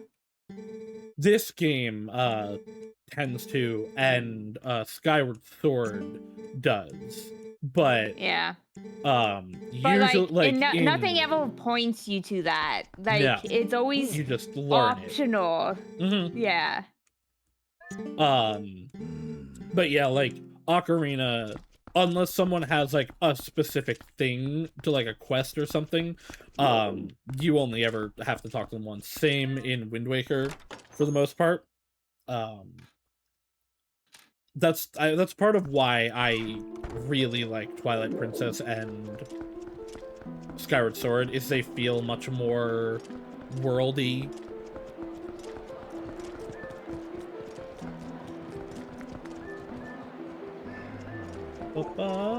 Yeah, look, like I do love the bustling streets of Hyrule Castle. Having the people like running around. There's a bazaar, like that you can't even interact with all these people because they're moving, they're living their life. But there are some that you interact with, and you see poor people, you see like clearly rich people. There's a fucking band here. I love it. This is like the best version of Hyrule I think we've ever seen.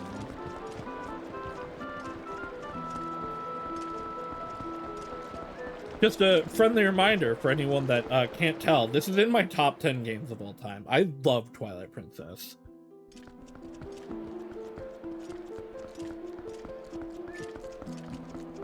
I really wish I could get you to that bit of a fighting Gallia. I think you would enjoy them, but I don't think it's gonna be a hard sell to you. I mean, I'm not against them. I enjoyed what I saw of you playing Gallia. I just like, I don't. Refrain is much more sort of. I don't know. I don't like the way like the Disgaea games are. Oh, well, thank God this one is like a Disgaea game. Like, it has a grinding aspect, but the grinding aspect actually really works well in that I'm sure. I just like, if I have to grind in a game, I'm going to turn on my cheat engine and just be like, boost EXP by 10,000. But, like, the gameplay already gives you that with the experience hoarding. And so I will boost it more.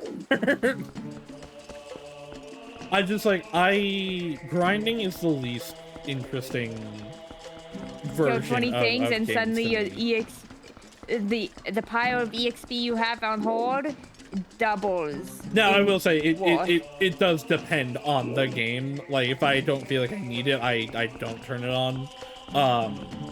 But, like, going through trails, I didn't, start doing that until, like, I think it was Cold Steel 4, when it's like, okay, I've played what is kind of the same game, like, 5 times in a row now. I think I can do this because I just want to get through the story and get to, like, the new mechanics in the next one. I hate this chest. I don't remember how to get that chest. It's an annoying... I remember it being an annoying process of that chest just... Hey, Agatha. Oh yeah, that is Agatha. She's out here looking for bugs. I have not played any of the Project Moon games. I know Rika likes the gacha, but... Arian has become obsessed with the gacha. I hear good things. I haven't gotten into it.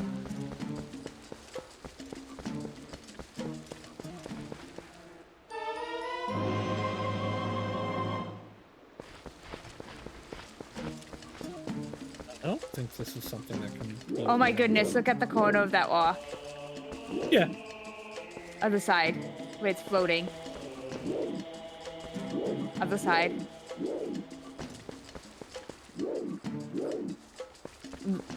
Okay, yeah, this side. Yeah, see, it's floating above the ground. Yeah, alright. Thunder. They're bug here. Might be under the rock. No. I don't think this is one that I can blow up.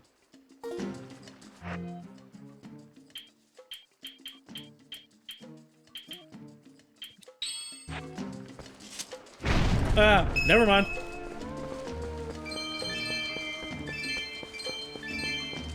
It is just money. Why wouldn't that rock be one you can blow up? Because it was a weird shape, and in Zelda games sometimes you can't do the weird shaped ones. That means there was one out in the field that I could have exploded though. Yeah. I was just like, you know what? I'm gonna let that one sit. I specifically said when we were at it, I don't know if I can blow this up. I was out of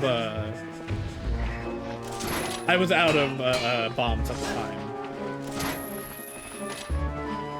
This is gonna be kind of annoying. Like, there's only one set of rocks you can't bomb because you need the Milo stuff for some reason.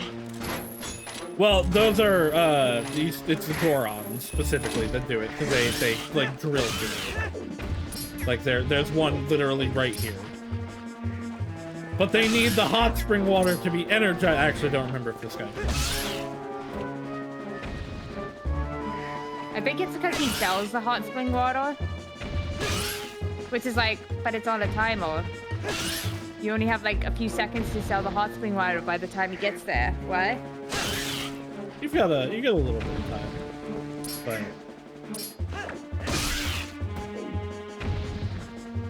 more? Yes.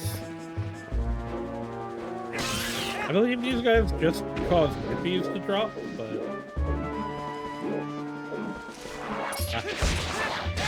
Yeah, these guys always regrow, remember that.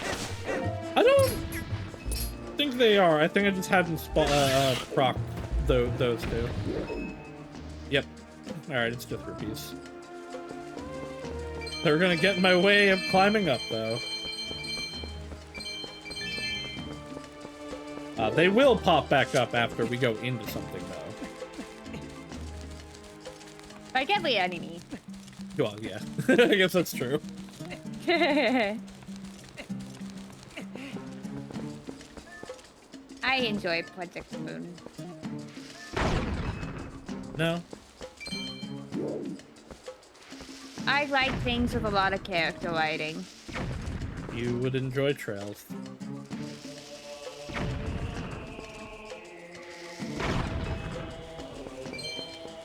Why didn't you just pick them up? I was trying to just blow something up in there to see. I thought it might be a hole. But not in this game, I guess. I hope you have a good day, Star Dynamo. Please enjoy your time and succeed in class.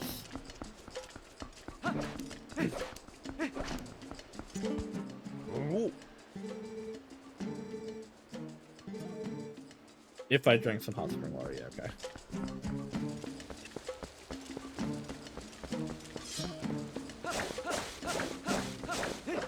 No, it is up there. Okay.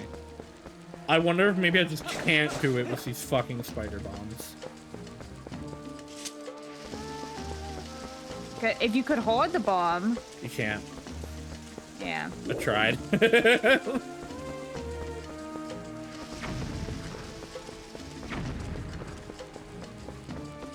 Chesto! That's a rock. No, it's a floating bomb! None of the above! But it is what I wanted! What was that originally? Was that like a hot piece? I think that was the wolf. Because there is a wolf in this area. Oh. Well, now you can do that thing. Yes, and I'm going to... There it is. Oh, wait, no, that's a pug. There's another bug. You got the 2 bugs here. I got one of them. I got, I think, the female. No, you got 2 bugs. One by this tree. You already got it. And the ladybug down there. Fuck you.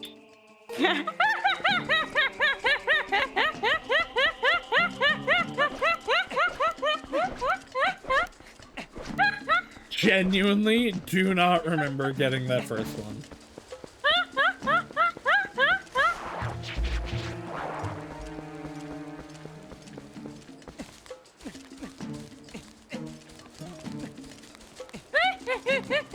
Not even a little bit. It's like the first thing you did when you came out I'm here. sure it was, because I knew the bug was there. But I thought I didn't get it. I think it has to be like right in the middle.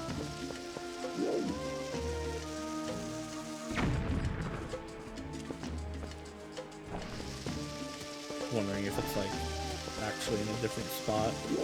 No, I think it's like perfectly in the middle because this game had better contours. That didn't go as far as I wanted to. Why did you turn? That, or maybe the trick is blowing up all the rocks at the same time. No, that wouldn't be it. This game doesn't have anything like that in it. So. Or you could spin attack there. When has that ever opened something? Ocarina of Time? No. The way to get stuff in Ocarina was either bombs or Song of Storms. The spin attack doesn't open anything in that game.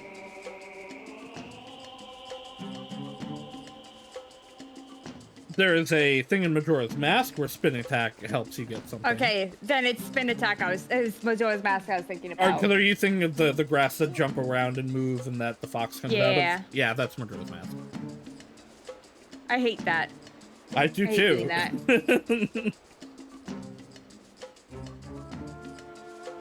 I love the reward, but I hate doing it.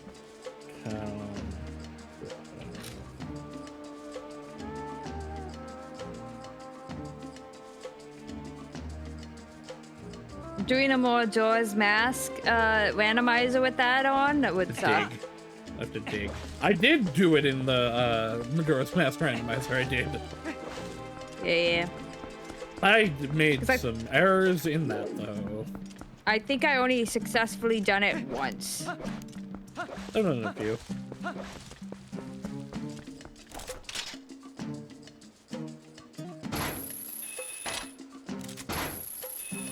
So yeah, it is dog. You gotta dog it.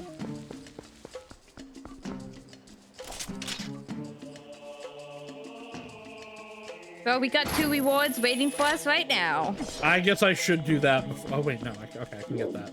All right, I should just not dive into the hole. Like I didn't genuinely, honestly, didn't remember this chest. I remembered this being a way to get to Lake Hylia. I thought this was a Spinoff thing. Oh wait, no, I was thinking the other one.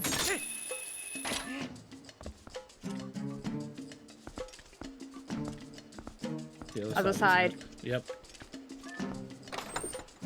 Hello, more bombs. Well, I'll take it. Face the ones you wasted. Just wait. Ah! I fat fingered the A button. Because remember, I'm using a real ass GameCube controller.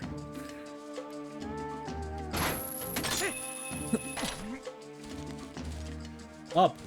Up, Link. Link always wants to go side to side.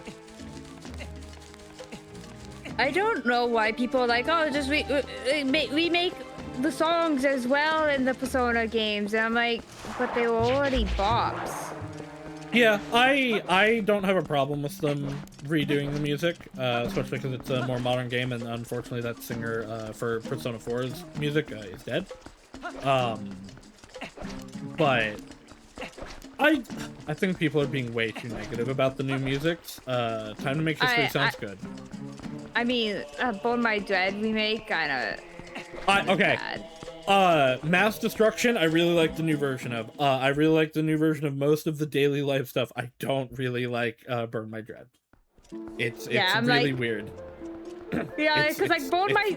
not good. It feels wrong. And Mass Destruction, I do prefer the... I would love it if they gave me the option of the old Mass Destruction for the game.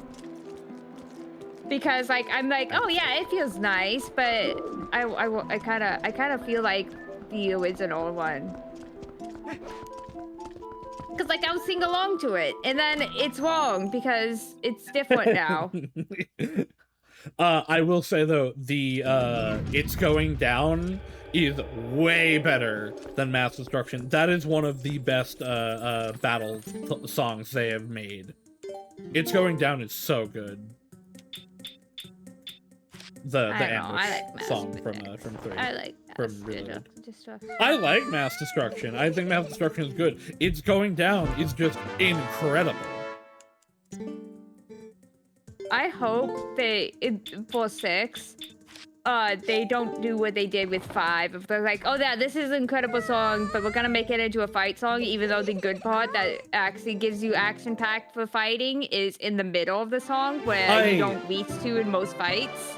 Because I have said this. I still think it is a good battle theme. I think it is a good song in general, but like, yeah, it's better for bosses that last long rather than. It also like 5's music is so good. Say what you want. You can have many opinions on Persona. If you don't like the Persona series, that's fine. If you try to tell me that Persona has bad music, you are a liar, and you know you're a liar. I don't say it's bad. Sometimes no, not I'm you. Just like, not you. In comparison. Not you. Again, yeah. the royal you. Persona is like I'm loyal easily to you, up there in just like best music in video game period.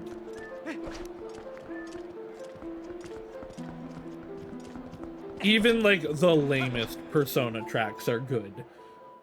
The only like, I'm not a big fan of Heaven from P4. I know a lot of people like it, but like the only Persona song that I can think of off the top of my head that is like actually bad is that one weird Shadow World remake from Dancing remix from Dancing All Night. Not Shadow World itself, that song's great, but just the one weird remix.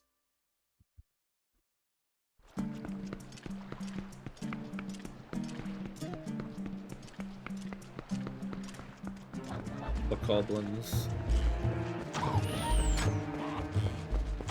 This is dark.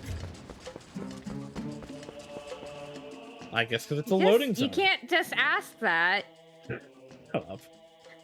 I said dark, not black. You can't say that. You can't just ask someone why they're black. God, what is that from? No, I think it's actually you can't just ask someone why they're white. Well, that probably. That's not what I know it from. It's from Mean Girls because the main character is from Africa and she's white. Because, like, okay, why are you, so it is why are you white? Okay. Yeah. And one of the dumb Mean Girls is just like, if you're from Africa, why are you white? And the other one was like, you can't just ask someone that. It's something that is like both like kind of understandable and both but at the same time shows like how shit the education system of America is. Curious.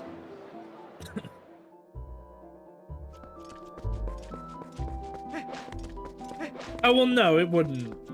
The final fight against Zant is here, but it's not actually here. You don't fight Zant here. You fight it there, but it's not actually there.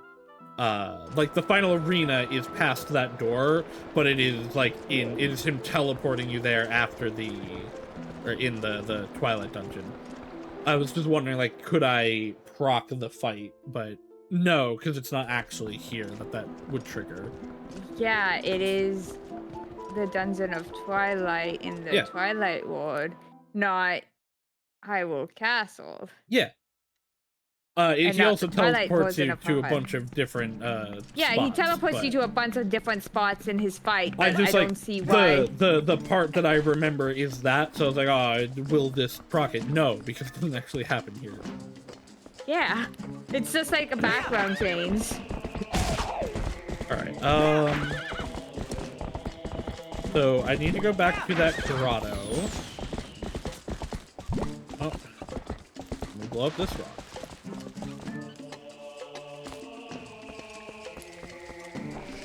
Oh, you know what? Also, actually, there's a few spots we can probably check. There's just more money! Which I can't even give to Mellow yet.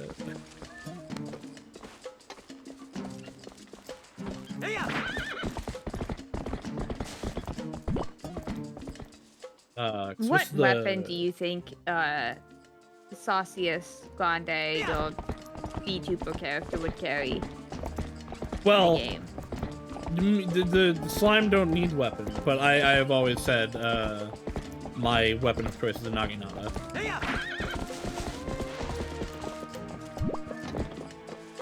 I also, though, really like the idea of punch shields, which are real things, but like it's just like it is a shield that would be like sharpened at the end, and you punch someone, and so you were stabbing them while blocking. And you get two of those, one on each hand.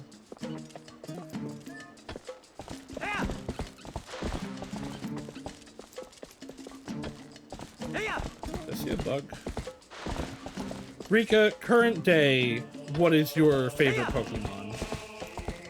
Alcremie. Alcremie, okay. Good to know. Why? Don't worry about it. I know Akemi ain't gonna be like represented in many Pokemon games because of how many different forms there are. Then send Celia a stupid ROM hack. Okay. The way you get it is so funny. I don't know. I think they'll probably they're pretty popular Pokemon.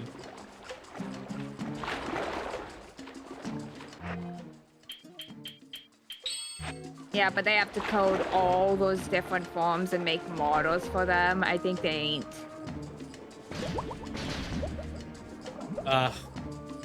Yeah, I was like, wait, what are you? Didn't think about it. Didn't think about it. Cause I like never carried regular bombs in this game. When I had like 3 bomb bags, I would have the third one be the regular bombs just for like sheer amount, but I just always carried water bombs. And we were using water bombs before.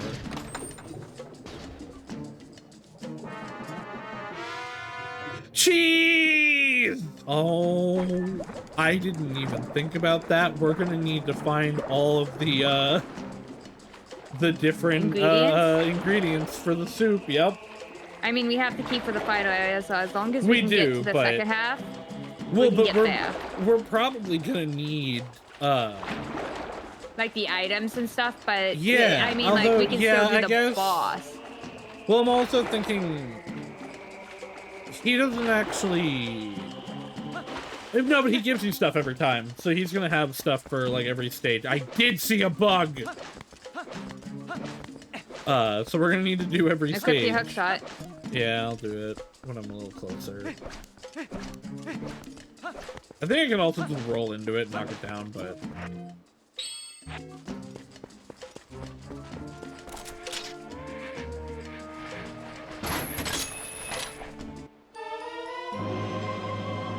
Hey, stag beetle.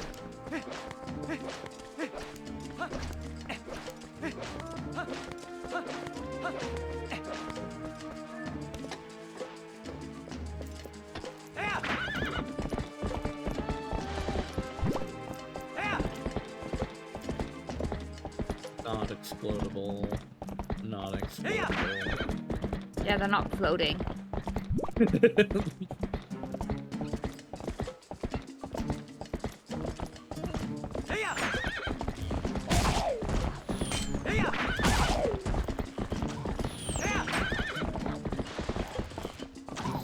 We simultaneously have like a lot of good items and not that many that are actually that helpful. Because like so many puzzles require the bow specifically, but like a surprising amount of stuff needs the boomerang. Like if we can get bow and boomerang, we're set. If we get the bow, like probably we can do like 80% of the game, and that'll get us like everything we're missing. But we have we have a bunch of good stuff. Like there's a lot of stuff open to us. I'm just looking around for the female bug. I don't remember. There it is. Wow, you can see them from far away in the GameCube version. Yep. Almost like GameCube was good hardware.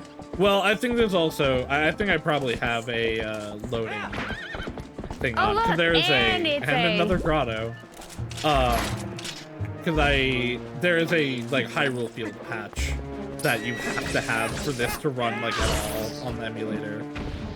That I think might be a part of it, but it's specifically they shine so much brighter in the GameCube version than the Wii or Wii U versions.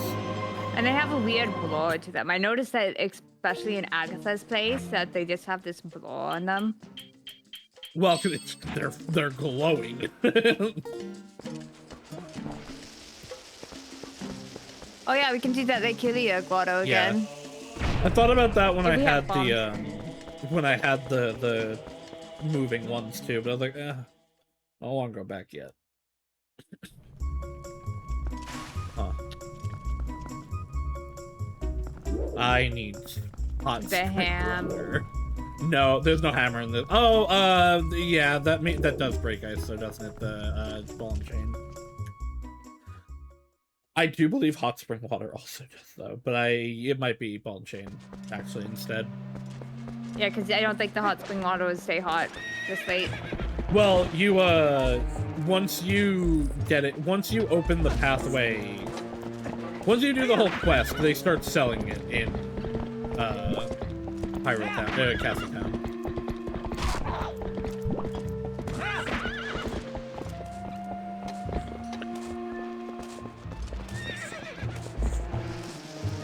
Oh, wait, Tectite! No one likes you!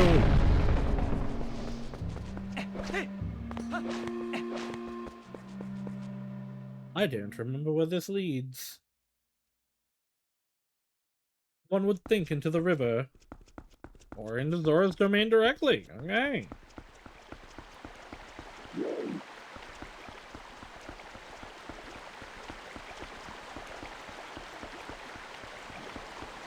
Be over there.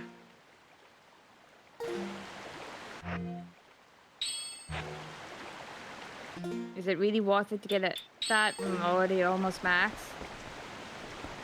Yes. Yes, it is. There's a rupee over there. Like, you see the blow I'm talking about, right? Well, I believe that down there is a Poe. On the ruby. I do see what you're talking about. That definitely isn't on other versions of it, but yeah, the, like, doubling effect.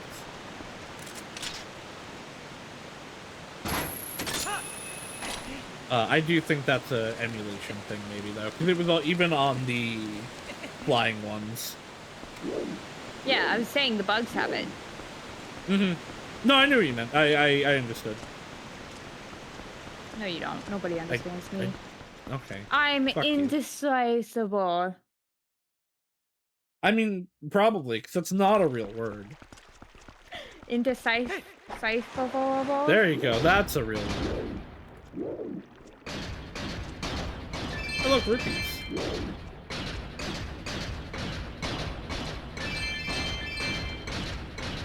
Oh, you know what? I know what I'm thinking. Nah. What are you doing? I thought there was a chest down here, but what I'm thinking of is there's a, there is stuff down there, but you need the bombs. There's not yet. It's not on the... there are, you're right. But the big thing that's down there is I need teleport. Oh yeah, you're what's back here. I knew there was something back here. I believe, though, there are torches to light that will spawn a chest. Yeah. Yeah. Yeah. Yeah.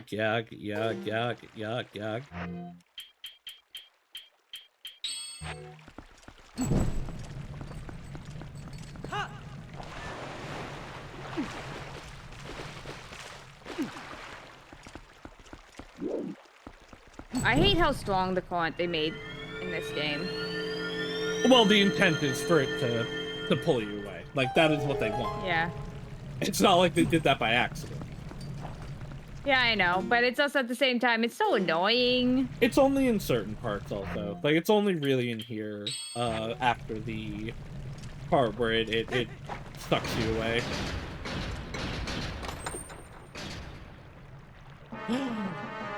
Well, sure, that's fine, I guess.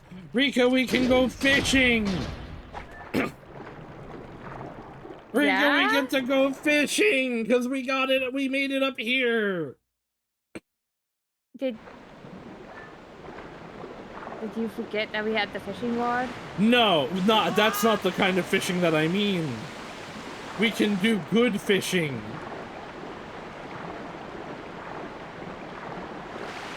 Oh, I can also, actually, I just realized, now that, since we are here, we gotta catch the stinky fish. Yeah. But then we can, But you're not Wolf. Get the stink. I don't know that you need to. Like, that is just to... Oh, maybe, though, because you have to pull the fish out and then get the smell, and then you follow it. But I don't... Yeah. Because otherwise you get lost right. in the... No, right, yeah. Oh, And yeah. you don't actually need the fish itself. And you also need this special hook. Yes. I did forget about that part. Genius, guys. Genius. But let's just take a peek in there. I don't remember if Ashai gives you anything. I don't think so. What if she do?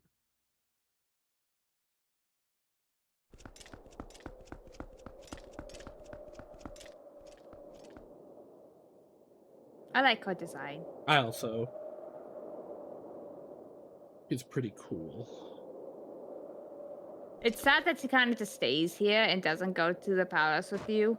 Well, unfortunately, a lot of the hero guys don't really do that much. I think they should have had a bigger role. They do at least come back in the final sequence to help in the castle, but I dreamt that I told the Sarita to go to therapy.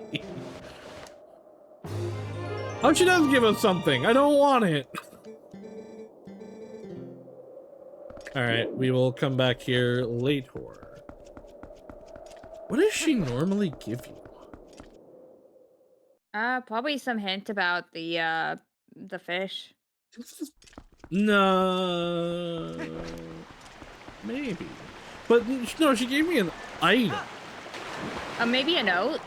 Yeah, well, that's what it would have to be, right? Mm-hmm. Begging the prince for something, moreover? I don't think she'd beg for anything. Asking. Politely. Demanding. Give me your money. It's mine now.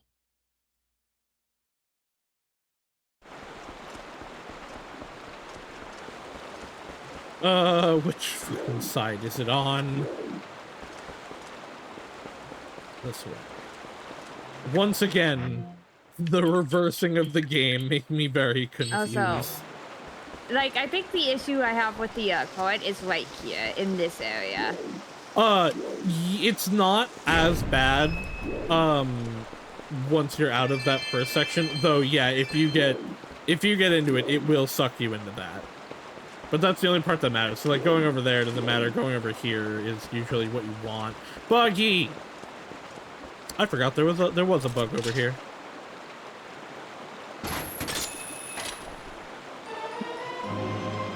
Do we have the male dragonfly?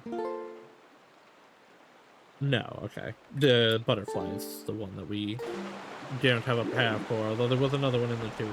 We are gonna do her thing also, but that takes us down. Although I believe it also gives you the ability to come right back up. But let's go fishing first. Yay, fishing!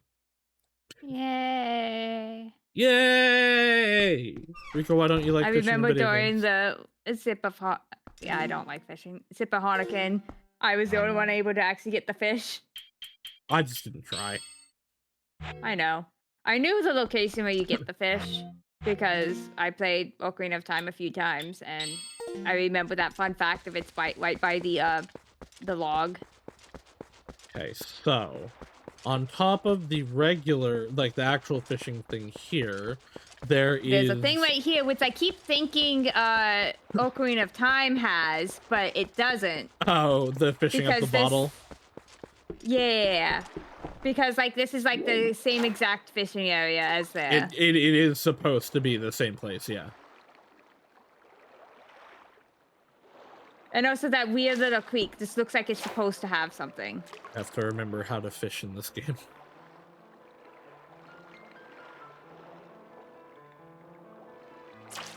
Okay, there. That's how.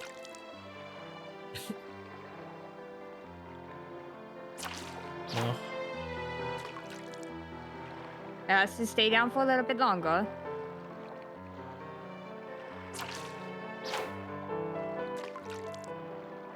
I'll get the hang of it eventually. Fishing is finicky in this game. Like this I know and remember. It took me a long time to get the fish for the cat because I couldn't figure it out. Bottle! What is it actually? Piece of heart. Okay. Like I think like it would be better if we could actually see the fish hitting at the that would definitely help. Like just seeing the bauble sucks so much. I do not disagree.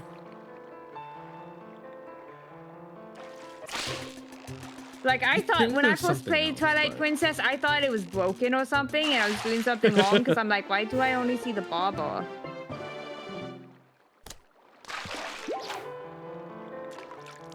I think there's something else, but maybe not. Because I feel like there's like moldy boots or something that you can get in these segments also. Damn you, holy boot.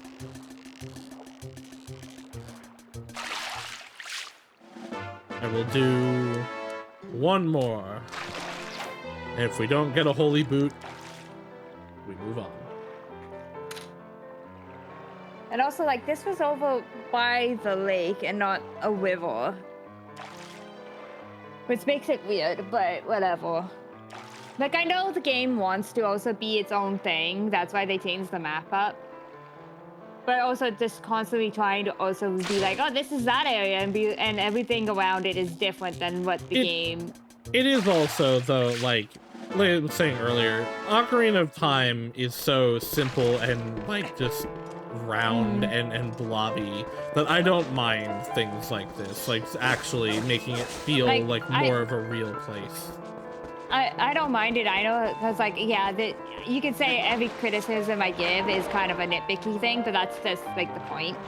No, like, yeah, I'm not even like I'm not fully disagreeing with it either. I just like I think the way they do it is interesting, and also again like it is every Zelda like. It's the same, but it's different. Like, I understand it, but at the same time, like, I kind of wish it didn't have to be that way. I also, to be fair, I also played this first, so I like this map layout much more. I also like that this shows you that the three of them are siblings.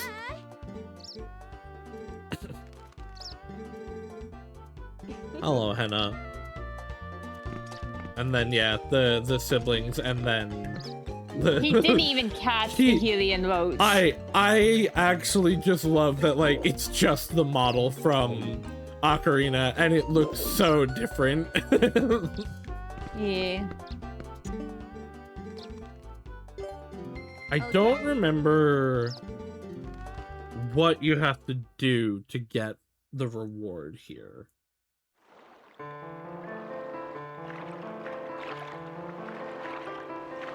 Hey look, a rupee.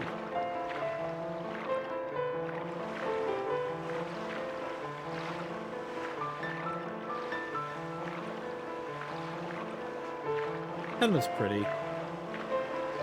She gives you like different lures, I think, but it's only useful here. Yeah, well, it is a completely different fishing rod.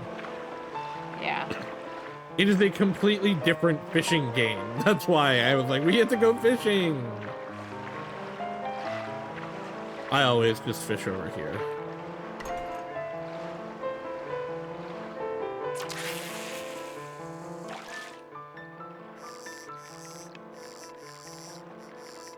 I don't like fishing in mini games. I love fishing. I don't know. I just hate it.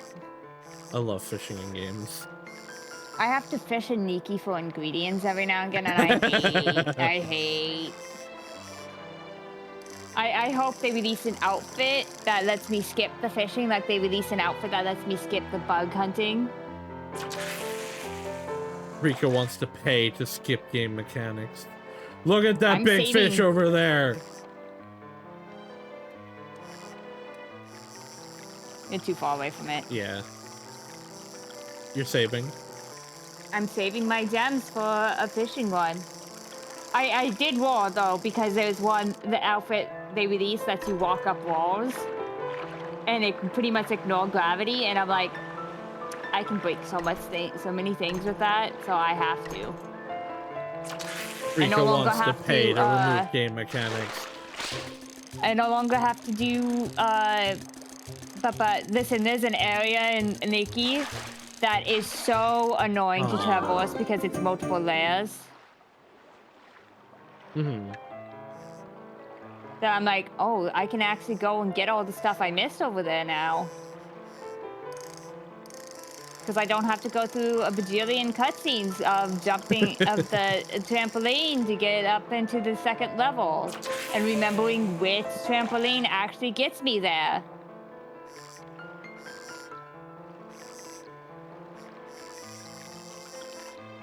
Yes.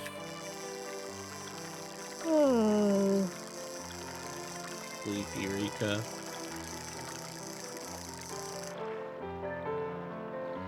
Whenever you desire to conclude, simply let me know.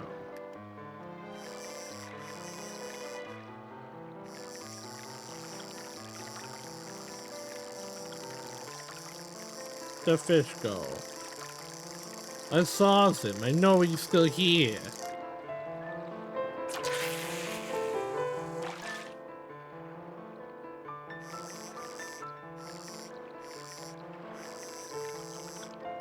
He just doesn't want my lure. To be fair, I wouldn't want a lure either. Give me a big, fat, fancy worm.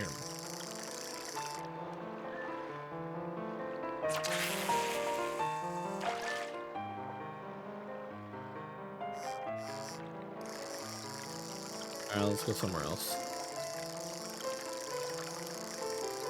I do think it's actually really funny that the Hylian Loach is in this game, but you cannot catch it in this river. Yeah. Do you know where it is? No. It is in the water temple. Ah. You have to bring a worm with you, though.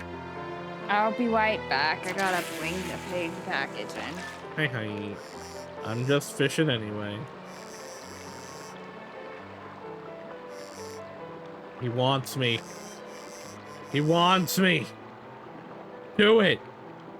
Do it.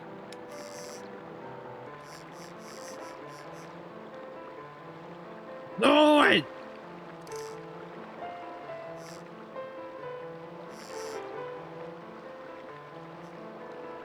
Bastard.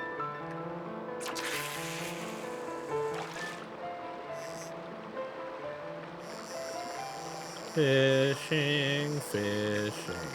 We are going fishing. What do you guys think about fishing in video games? Since I've always loved when you fish in game. I wonder if part of it is because of this game. Because this probably was the first game that I fished in, besides, you know, Pokemon. But that's different.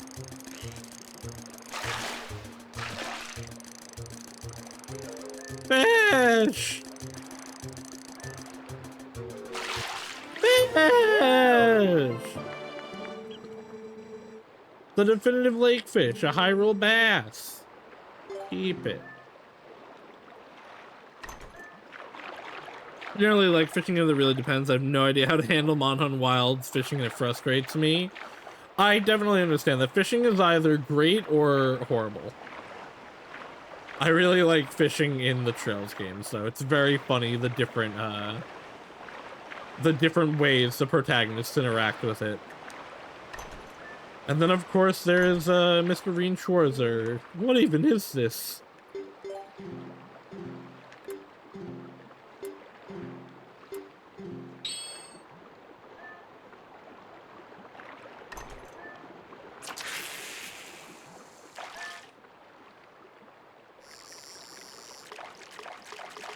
Oh, this isn't the one I thought it was.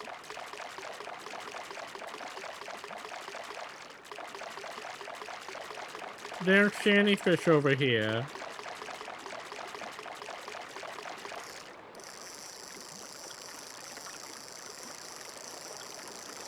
It is really interesting. The Trails Through Daybreak 1 did not have fishing, but they put it back in for Daybreak 2.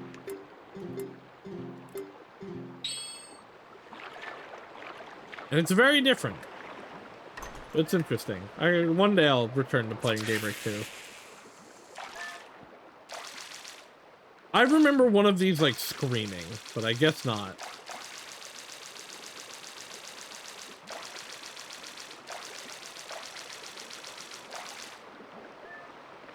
And the fish over there.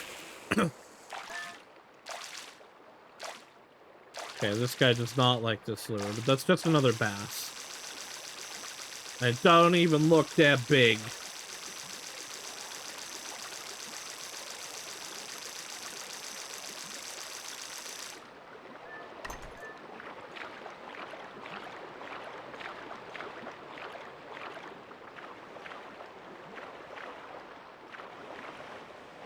Fish!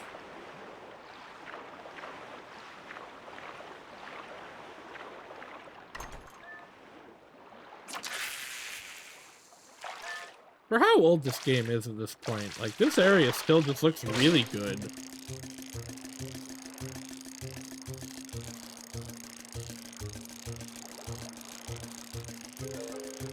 Come on! Come on, ya bastard! He's gonna jump! This guy looks pretty big! 18! Hell yeah!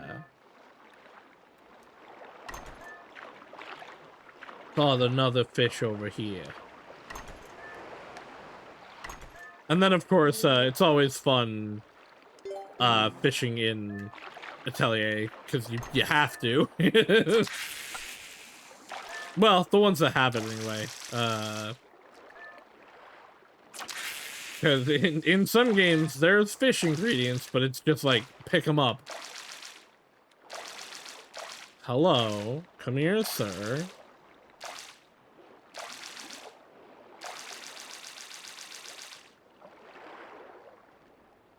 Come on. Come on, you want it.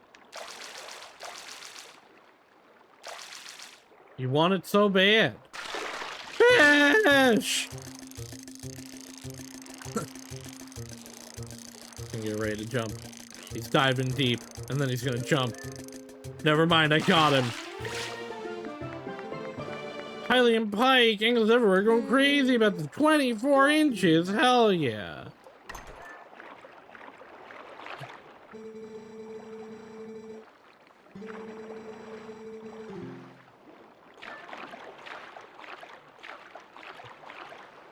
How do I leave? Call it quits. I don't remember. I genuinely don't remember what gets you the reward. That was fun. I put the fishing kept in the tank. Is there even a reward? Fishing hole. Okay, there is a heart piece.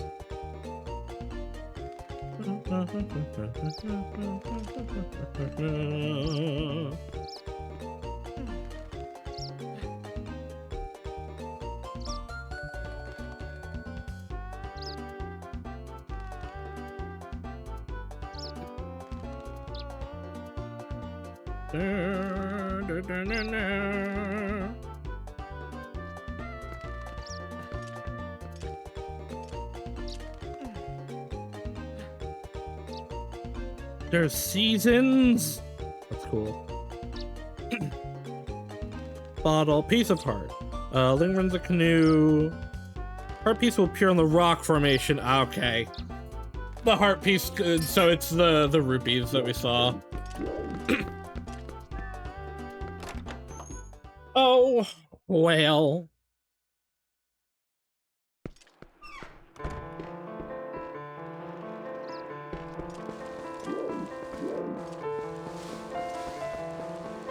Bees. Alright, well, on to the next. I'm glad I didn't spend too much time fishing. As much as I like it, I don't wanna just waste time.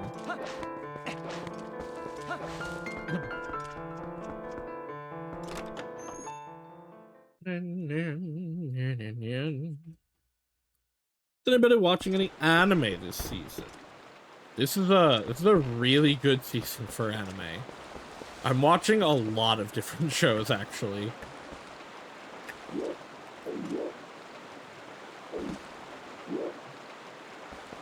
Where do we think the other dragonfly is?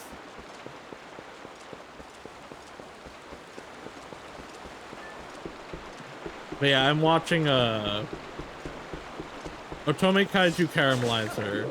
I'm watching Young Ladies Don't Play Fighting Games. I'm watching Sayonara Lara, which is like probably the most interesting visually. I'm watching The 100 Girlfriends Who Really, Really, Really, Really, Really Love You, Season 3. I am watching... the Yomi no Sugai is continuing. Why can't I remember the other main series that I'm watching? Hold on. I started watching My Wishes to Love You until your final day. I watched the one episode with my pals, and we haven't watched more because it's kind of boring. All right, Smoking Behind the Supermarket with you and Tanya season 2. I can't wait till Smoking Behind the Supermarket with you episode 7 comes out so that I can finally watch another episode of it after weeks. I don't know why they dropped the first 6 episodes ahead of time like they did. So I've been watching shows from the 90s. What shows from the 90s are you watching, Hope Boy?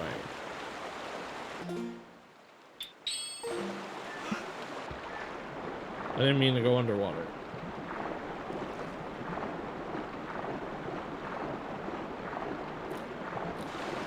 Rika is back. I hear the crunchings. I am back. Sorry, it's a big grill that I had to bring in, and for some reason they put it in front of the garage instead of front of the door. And since I'm one person, it was a very heavy and difficult thing. No one will so I help had to sit Rika. down a little. No one helped Rika. No one help Rika. Oh, by the way, what is your favorite Pokemon? I don't know that I actually know this. I might know it, and I've simply forgotten it, but... I got myself a bag of potatoes, a small bag of potatoes. Gordos. No one helps Rika. I wish we could help, but we do definitely help. Now we move away, and the evil spawns. Is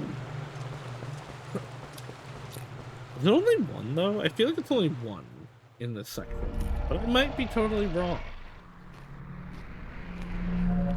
Might be 2. It was 3.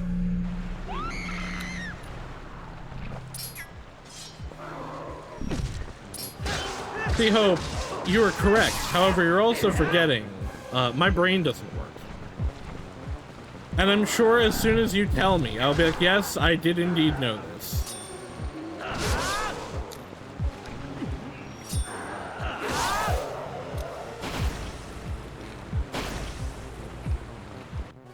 Saucy didn't know my favorite. He thought it Well, was yours has changed.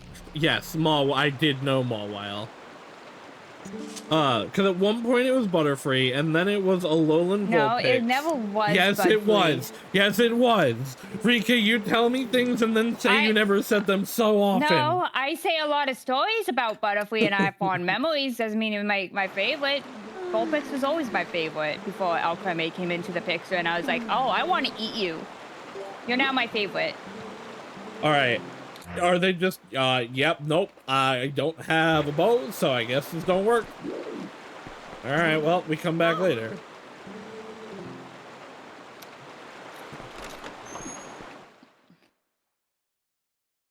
Probably.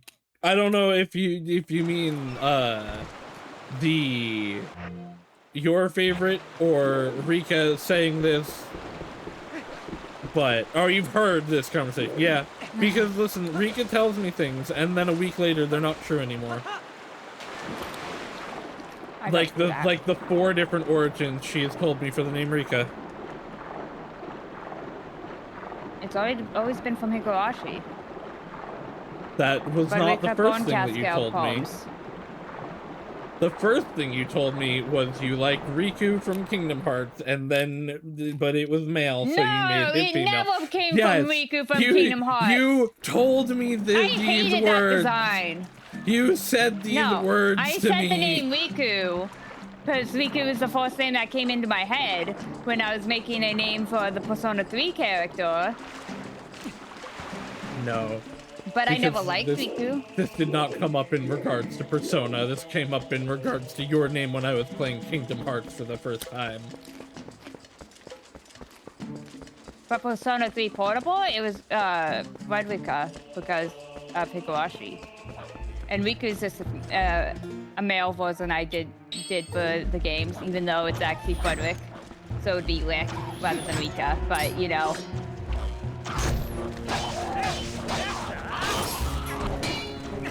Rika changes her stories on me.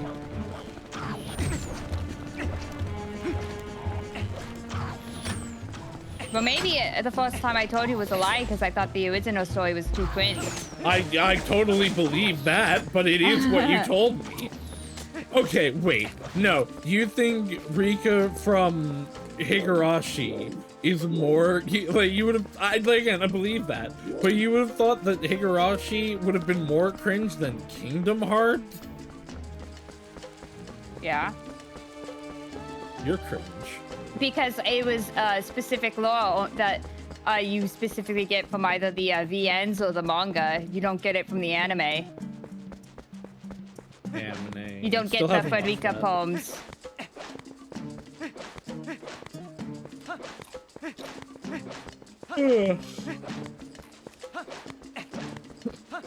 And also, I didn't like Riku. I think I just had like a GameStop book.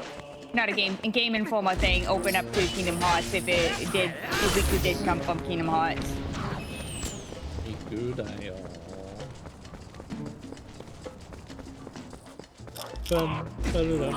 Ouchie!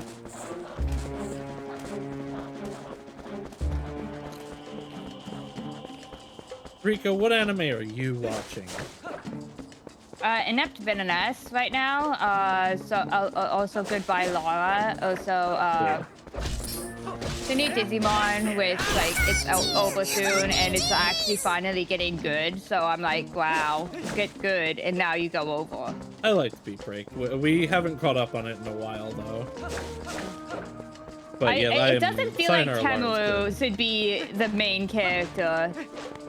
He barely gets any lines in most episodes. Why don't you like Edgy Boy? Everyone love Edgy Boy. We haven't gotten anything about his special, super special, hyper special that they built up in the first episode, E-Pulse, until now. We're like 5 episodes till the end, and now it's actually being mentioned again. Or maybe you just ignored him because you don't like cringe men. I don't know. I only got to episode like 10 before we saw behind and have not been able to catch up. Kyo feels like a main character. I think the cast was fun for what I saw. But yeah, I'm really liking Sayonara Lara. So far, I was talking about that while you were gone. It is so appealing visually. The style of it being like invoking the 90s style, but like it's because so high quality. Drawing it again. Well, I mean, anime remains hand drawn. It's just digital, which this is also digital. No, the opening. It's all hand drawn, non-digital. But yeah, I'm enjoy that. I'm watching like 5 romance anime this season. Yeah.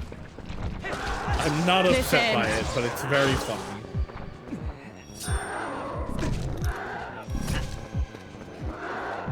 Oh yeah, the free roam ones that don't have the barrier, because otherwise you could get soft locked here. These guys are why I thought you needed the Master Sword. Oh yeah, because it gives you the big spin attack. Well, it's not that. It's because I guess the first time I ever like actually fought them was with the Master Sword.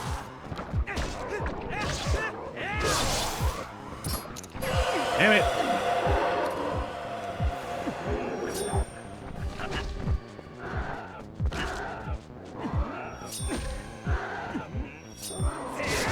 I'm also watching other things I forgot. But like, oh yeah, Daemons. Yes, Yomi no Sagai, Daemons of the Shadow Realm. Yeah. I'm enjoying that one a lot. We are a bit behind, just because we've ended up behind on some stuff. Yeah. But that one's real good. Me and Alan kind of just like sit down and watch some anime every now and again. Nowadays, we like sit down weekly. We made plans to just do weekly anime watch. Yeah, me, Mara, Logan, Courtney, and watch every Sunday. And that is how I've stayed up on a lot of anime. And like, compared to like everything else in the season, the Digimon is definitely more mid. Well, this season is ridiculously packed on how good it is and how many good things are in it. And also, last season had Mid Hat, so Digimon is going to be mid around that. But last season had Witch Hat Pellier, it had Yomi no Sagai, and it had Marriage Toxic. It was also a very fun season. So like compared to everything else this season, Digimon is, and last season, Digimon is just so mid. And like, I haven't even gotten everything that I want to watch. Like, I haven't watched Jagador yet. There's another one that I was looking at that I haven't watched this season. And then next season has like fucking nothing.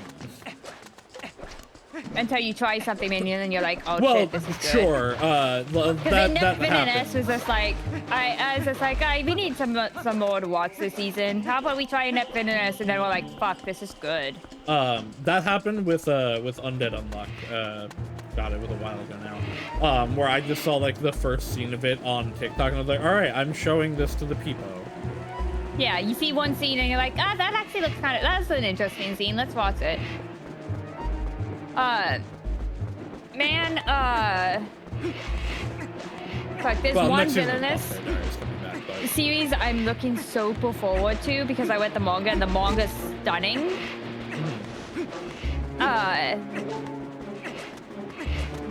And it has a really nice concept and stuff.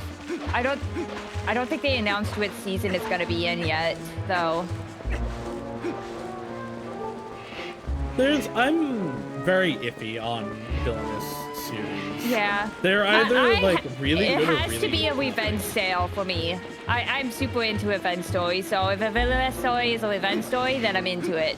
If it's not, and they're just like, oh, they fixed all the problems that the Otome game had in like one episode, I'm like, okay, then where's the conflict? So that's I was talking about this recently with people. That's my problem with a lot of isekais in general, and why I think like isekais are either really good or horrible. Because like either they stick with the premise and like really do things with the isekai-ness. Like this is why I like Re:Zero and No Game No Life and Shield Hero and Overlord and what have you. Or they do nothing with it and there's like no point to it. Like as much as I like the ones you listed too, also each character still has like attachment to their previous world and kind of would still have some desire of going back. So they don't all have a desire to go back, but there's something from the world like tethering them. Like with Sora and Shiro, you have their trauma and you have their like knowledge of games from the original world. With Overlord, Ainz is obsessed with finding his friend group from the previous world. In Tanya, it's the whole conflict started in the other world with being X. And like Tanya doesn't have a particular pull to the world, but has the conflict with them. Like Subaru has his attachment to his parents. He wants to at least see his parents again. Right. Like that makes it interesting. Like I dislike the abandonment of the original world in many isekais. The isekais only work for me when like there's a reason for the isekai and like things from the previous world matter. Because otherwise, why is it not just a fantasy series? Yeah. Which a lot of them just evolve into. Like, I think in Sealed Hill, he still wants to go back. Like, he keeps trying to bug the king, be like, okay, there's a way to go back, right? And the king just avoided the answer. To a point, like, a lot of the heroes, or at different points, I guess I would say, all of the heroes, like, were trying to go back and wanted to go back. And the interdimensionality of things is important to Shield Hero. Like, they haven't, I don't think they brought up the question of whether he still wants to go back to the original world yet, but when it comes up, I'm excited. But Cautious I Hero dropped Sealed also. Hero a long time ago because, like, it just keeps going unnecessarily at this point that I kind of like... I watched season 1 and have not seen past it, but I want to at some point. In the manga, it's just, I feel like it's just gone on too long. Overstayed its welcome type of stuff. Like, it's still bringing up interesting plots, but at the same time, I'm like, but the overall plot. Did you ever watch the hero is overpowered but overly cautious? No. You should. That one's really funny, but it's also one of the big things about it is so it's one of those series where the goddess pulls in the hero to do the big hero things and what have you, and the whole bit is he spends like a month as soon as he gets there. There is a bomb up in the tree. That used to be a piece of hot. Probably, yeah. Like he spends like a month just doing push-ups to get stronger before he does anything. And the big, like, revelation is this is not the first time that he has been summoned as a hero. He just doesn't remember it, but he has instinctual things that he remembers. And he basically lost the first time because he was too, like, brash about things. And so now he is overly cautious, and it's like, oh, so yeah, the fact that he is a pulled from other places, like, matters to this story. A lot of villain series, especially reincarnated ones, it's like, they solve the issue in the first episode, and then it doesn't come up again, and it's like, okay, so what is the point of this show now? When, like, the heroine is also reincarnated, and then it becomes a fight. So I like when they do twists like that, yeah. Because, like, the one I'm really excited for, I can't remember the name. It's like, I am the villainess or whatever, or I don't know. It's, and, like, the thing is, the original villainess that the reincarnates to is still inside the woman and is just watching her body being controlled. And she's like, you gotta love those kind of transmigrations. Yeah, and it's like, well, her life sucked anyway, so she was like, okay, but she also digs into the girl that's taking over her body's memories and stuff, and it's just like, I really like this lady.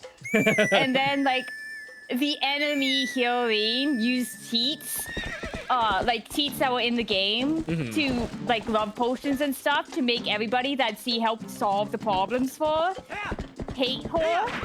And then it gives the girl who reincarnated so much trauma that she ends up, like, regressing into herself, and the original villainess takes over. That's fine. And she's like, you know what? I'm doing evil now. I am gonna destroy this woman's life. But she took my Emmy, and I am gonna get revenge for that. You hurt her, the one person who actually seemed to care about me and my life. and was trying to make my life better, I'm gonna destroy you. I'm destroying everything you have. An isekai kind of villainous series that I like is the life of a the life of an otome game is tough for mobs. And the setup of it is guy basically gets kind of like blackmailed into beating an otome game for his sister.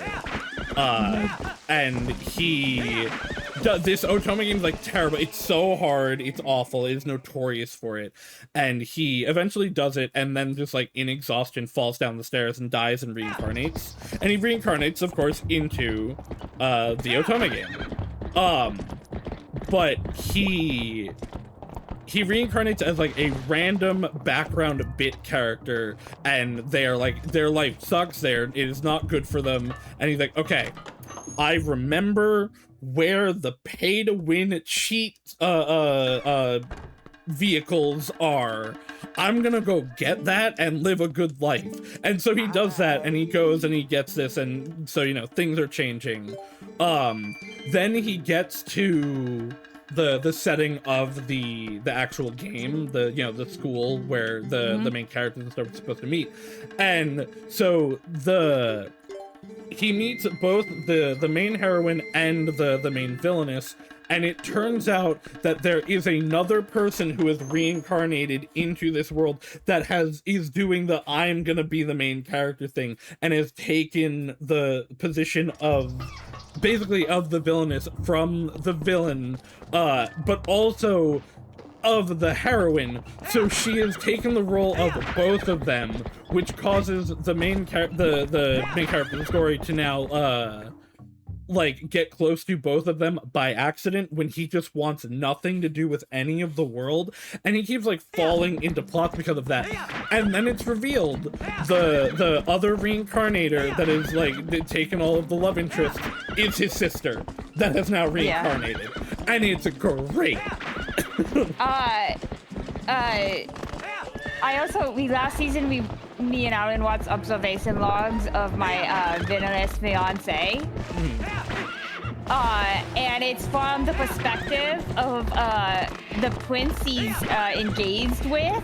And he's like, and he immediately goes on the rant of like, oh, I'm gonna be a evil villainess, and because he's trying to play the role of the villainess, but she's a reincarnator, and she's like just saying her game already towards him, and he's like, this is interesting. You know what? I'm gonna play along, but also every time he brings up a problem that happens in the future, I'm gonna solve it. Because I'm interested, and it's just from his point of view rather than the villainess who got reincarnated, and it's fun. Yeah, and also, though I am a net villainess, it's not a reincarnator story. It's just two. It's a Mau Mau, that type of story. Oh, sure, but two of the concubines switch bodies, and one of them is yeah. So, it's just it's a body swap story, but and it's great.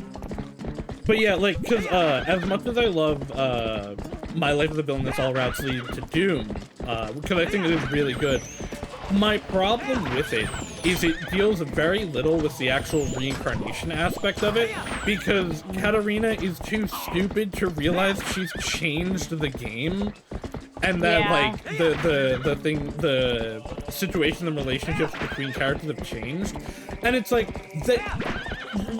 All Routes Lead to Doom is fine because it was one of the like starts of the genre, and it's really fun.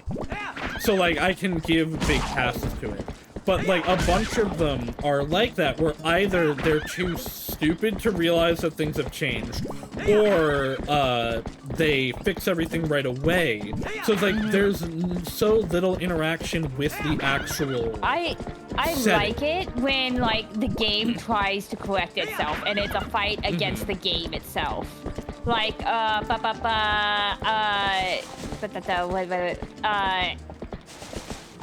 observation logs.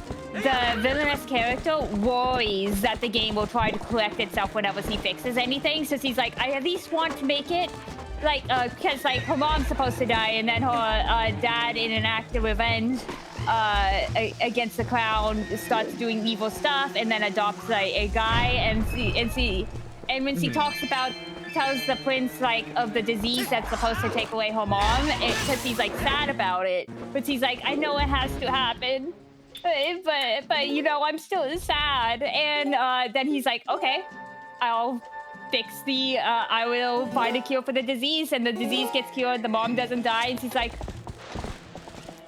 but how does this change the game? What if something else tries to, and then her sister, because like her family needs a male heir, but when the mom lives, he gets pregnant with a brother, and she's like, but what about the guy that's supposed to be adopted into my family? He was one of the the healings. What if the game tries to correct itself and kills my little brother? And he's like, okay, and he finds a way to get the guy into the academy, so then he's still in place for the game. So even though like we never see the game trying to correct itself, it's still there of the god worrying about it. Yeah, no, like for these kind of things to work, you have to have them be like interactive in that way, because otherwise just make it like Loop 7, where Loop 7 is girl has like, she just keeps like, every time she dies she goes back to a certain point in time, and it's like, okay, so this is the same like idea as one of these villain isekais, where like they're trying to change stuff and manipulate things in certain ways for whatever the plot is, but like you don't have to make it an isekai, you can have it just be a fantasy series. That just, man, there are so many trash isekai that like after the first episode it might as well have never been one. Yeah. I hate these fucking chickens. I hate these fucking chickens so much. I feel like the Villainess series, reincarnated into a Villainess series, it's kind of like trying to take back the isekai genre for women, because like at the same time it doesn't really work.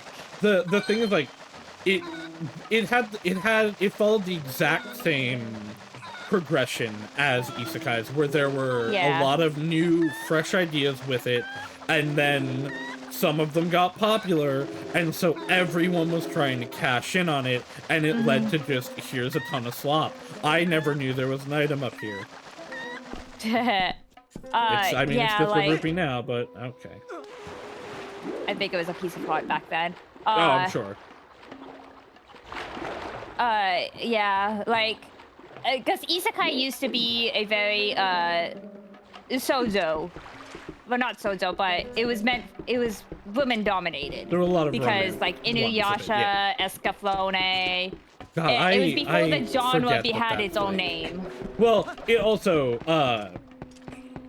the isekai has changed a lot in what it is and how the mechanics of it and what parts of it are popular. If an isekai has harem in it, I kind of devalue it, because like why? It so depends on the series and how it's handled. Like fuck, I hate Mushoku Tensei, and I will go off on that all the time. I also, to be fair, a lot of harem things have, because some of them are good, some of them are really fun, but none of them now will ever live up to the both parody of and best example of a harem series ever, the 100 Girlfriends Who Really, Really, Really, Really, Really Love You. Yeah. Have you have you watched or read any of that? I don't know that that's for you, but I love it. Mara and Logan and Courtney have fallen in love with it. It's so much fun. I cannot recommend that series enough. But like, it does such a good job of both like parodying and showing the stupidity of a lot of parents, while also just being a really good one that like takes its stuff seriously. Seriously, that's what I'm trying to do. So you don't fall down a hole again? Yep. One of the things that makes, I'm not gonna talk because I talk at length about these all the time, but just one of the things that really makes the 100 Girlfriends work is you get to see not just their interactions with Rentaro, the main character, but like they interact with each other a ton, and there are chapters where Rentaro is not in the chapter, it's the girls interacting with each other, and like you see the relationships build between the girls, not just with Rentaro, and it's so good. Anyway. Saucy. Hi, hello. There's a Marwa I need to introduce you. It's a Tower Fantasy one, but it's called SSS Class Suicide Hunter. I can link it to you. It is so good. Alien introduced me to this, and I couldn't stop reading. He had to message me and be like, go fuck to bed. It's like 3 a.m. Go to bed, girl. Stop reading this. Help me! And help! And it's one of the types that uploads in seasons, so when it gets an update, it's like a huge chunk. Bulk update. Yeah. I actually don't like that. I prefer like a weekly or bi-weekly release. It lets me think about it, and also I don't feel the quality of this is so good. Like, it's actually like, oh, we're just gonna upload like a part of this arc at a time. I will. It is so good. It has one of the best romance stories you'll probably find. I will definitely throw that on the list. I'm currently I'll link you to it where you can read it for free. I'm finally actually you can just come to the name, but I have my places, don't you worry. But I'm finally like actually finishing Assassination Classroom. Because I've told this before. I read it when it first came out. And I read it weekly until like the point in college where I just like was not able to keep up with stuff, and I just never went back and finished it. I'm doing that now, and then after that I need to. I gotta watch. I gotta read the Cinderella Grey, the Uma Musume Cinderella Grey manga, and then after that I will potentially read this.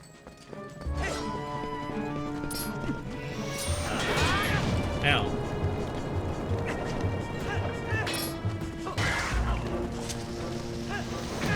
Well, you know what? It's hitting a rock. That's fine.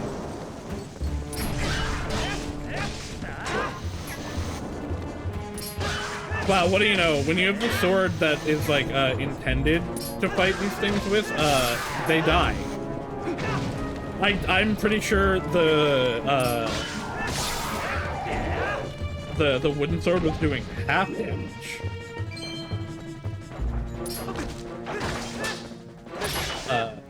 Time to refill your... Yeah. I was like, oh no, Rika's getting quiet. Did I interrupt her? No, you're going to find the thing. And you can only focus on so many things at once. Oh no, I wasn't. I was actually just listening to what you were saying. Yeah. And letting you focus on the fight. I didn't want to distract you. Oh, I'm good at multitasking. I would be fine. Don't you worry your little doll head. Don't worry, I have it like bookmarked already. Because I'm checking every day for an update.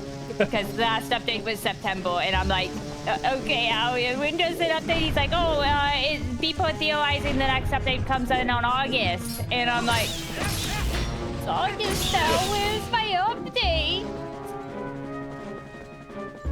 Come on. Because the arc in it is so good, and it introduces this concept, because like it does do, one floor of the tower is pretty much an Otome game. Mm-hmm. And it has this thing called character synchronization, where if you act like the character you're supposed to be, you start becoming that character. That's which is bad. There is a part of that's a big part of Overlord, where Ainz's like original personality is constantly being suppressed and changed into like Ainz the character. Yeah, but like but like since it's like the goal of the world is to stop the end of the world that happens in the Otome game, and if you play the character, you're gonna reach the ending that's already written. Oh, that is the apocalypse, right? Yeah. All right. And Well, it's like it's so good. And it's so interesting. Like, I do have gripes of the side characters because it is kind of a little bit of a time loop story. Mm-hmm. So, characterization we get from one timeline doesn't happen, and it's like, oh, that's kind of sad. But I'm hoping they fix it. That's it is so well written, and also they made it so like, okay, dude, you are not allowed to cause another. You have to have permission from 3 people now before you decide to go back in time to fix things. That's the otherwise your wife is now gonna be really fucking mad at you because he has to go back with you. That's one of the issues with Regressor series, where just like you can, if you don't do it right, you build up so much and then it just like becomes nothing because like characters like just forget it. Yeah, which is why I think they added the this one character so that he can't just do it to solve the problem, because he was doing that. He was just doing that at one point where he's just like, okay, I'm taking a knife to my throat now because I fucked up here. I think I'm gonna just load as much as I can through a bunch of rewinds and test things out, and I'm just gonna throw my life away like that. And then they introduced the character to be like, no, you're not allowed to do that. There's like gotta one have permission point now. in ReZero where it gets that bad, but that's not usually what happens. Although man, I like ReZero. I gotta catch up on ReZero. I watched season 3 and 4. I just I think probably the defining, like, my favorite part of ReZero is normally Subaru will do whatever he has to like solve the problem, but then he solved all the whale stuff and he's going through and just someone goes, who's Rem? And he immediately just kills himself. Does not think about it for a moment.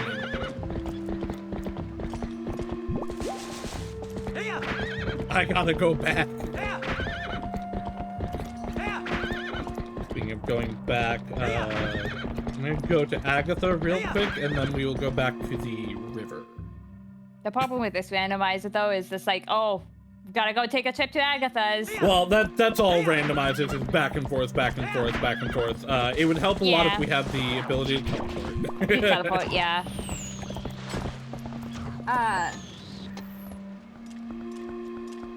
But yeah, Suicide Hunter is great. I know they've changed the name in like some sites because he's not hunting suicide, so like kind of makes little sense. But there are some manhwas specifically that have like 5 different names.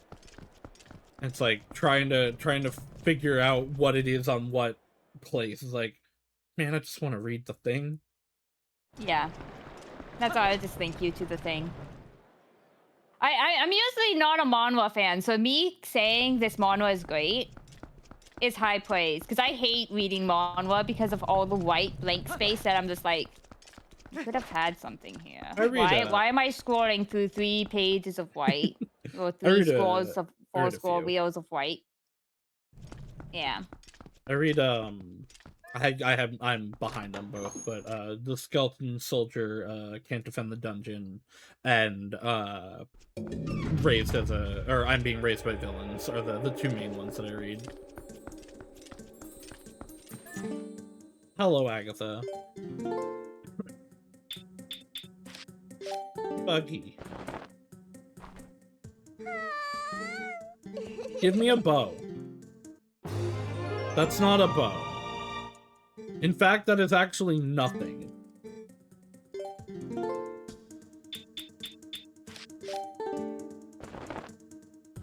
Give me a bow.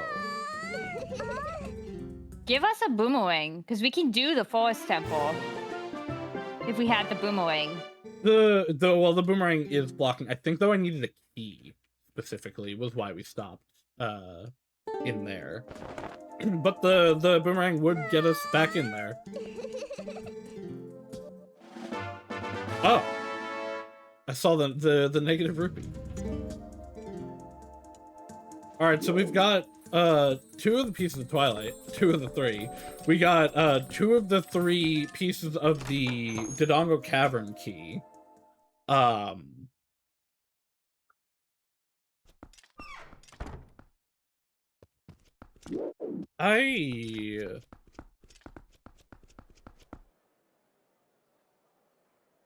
we do the Dodongo Cavern? I'm realizing I probably did stop too early in there because we didn't even get to. What was the reason I stopped going in there? I know there was an actual reason. I was like, I didn't have this. Yes, it was. I needed a key to get through a door. Yep. Okay. Because I was like, well, it couldn't have been the bow because we didn't get to the part where you get the bow yet.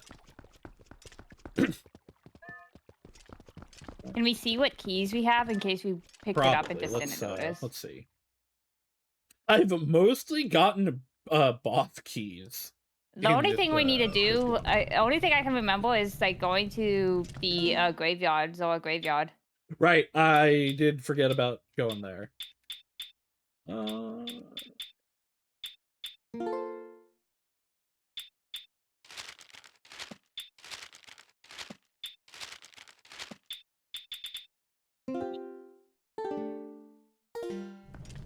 Yeah, okay. I wasn't sure if I got anything. Is there no way to check keys?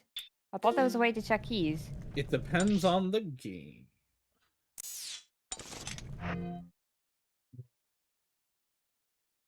Doesn't seem like it in. You know what though? I think you'll be able to see them if you go into the dungeon. Okay. Thelma, do you like have I don't anything? remember getting any Dodongo Cavern keys, but no, I don't think so. Like we've been mostly getting Twilight and I've gotten so Lake many Bed. boss keys. Like we got a Lake Ped. I think we got a couple of Twilight keys this session. I think I did get like 2 or 3 boss keys, and I know I got some last time too. Okay, to the river then, because now that I have water bombs, we can do anything that needs water bombing.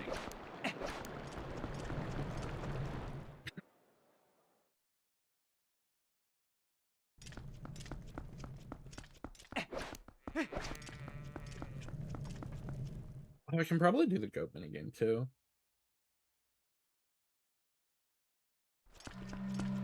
I bet there are a few things back and forth on that I can still do that I missed on doing. The bugs probably appear there now.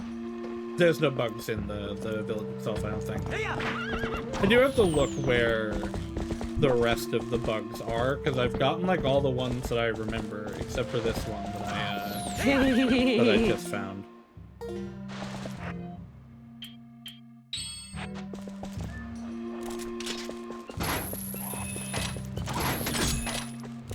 Epona, please! Epona, please! Epona, please! Don't Epona! Make him suffer! Ah! Fine.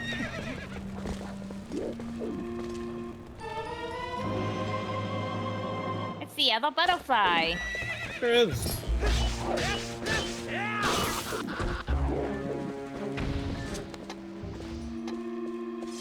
I do think the thing that'll like actually no, the bow probably is what opens the most. But the becoming a wolf would also help a lot. Oh yeah, because then we can go back to the forest temple. I mean, Temple of Time. Well, the problem with the Temple of Time was we couldn't do the sculpting.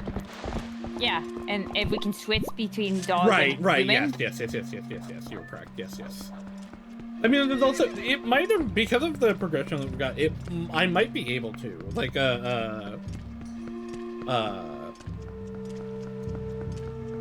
Colin's dad might just show up with his golden chicken.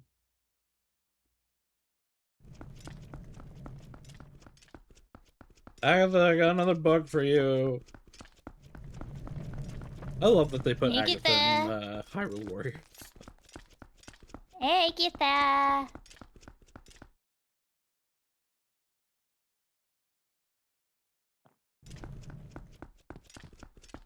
Oh, right, and this guy gets jealous that we're hanging out with her.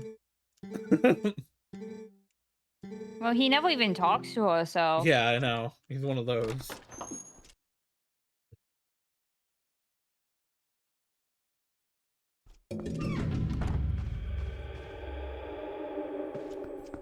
Like, if you're interested in me, just talk to me. I'm one of the easiest person to get along with. No, Rika is scary. I've actually almost gotten all the bugs. Rupee, my money is full.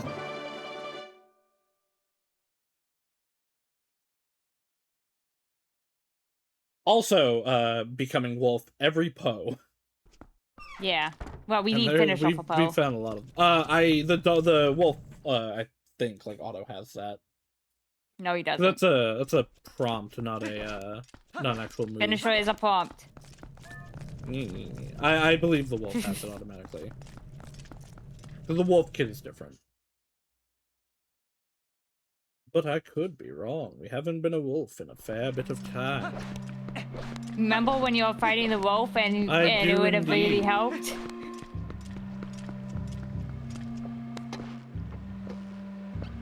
Like, Rhodey, test this out. But what if you're wrong? But what if the universe has decided you differently?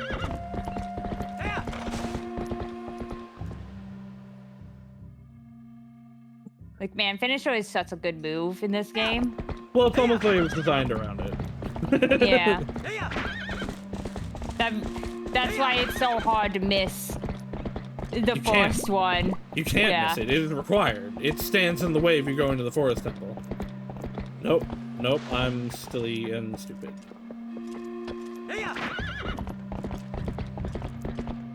Oh wait, right. There was also one just like right here. Which is probably just rupees, but... Remember the first day of playing this? We went under the bridge and we're like, why is there a sign there? That was, not this bridge, but yep. Both of us just so confused at the existence of a sign under the bridge. I don't remember this, but that doesn't mean it wasn't here. Like, I don't even remember there being many signs or any signs at all in this game. There's some.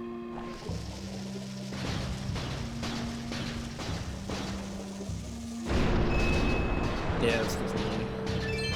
Yeah, I think all of these are just money. I also do, but we have to check. Yeah. Like, I think the holes are really well hidden in this game, which also makes it annoying when it's just money. Well, there's not too many grottos in this. I would like there to be more, but I like that everyone that there is like an actual, like place, not just a hole for the sake of a hole, like in a lot of ocarinas. That's the thing that I'm most hoping for in the Ocarina remake, that they like actually make those like interesting things, and not just like little curiosities for the inevitable randomizer. No, don't slope! Damn it. Your fault, skill issue. Yeah.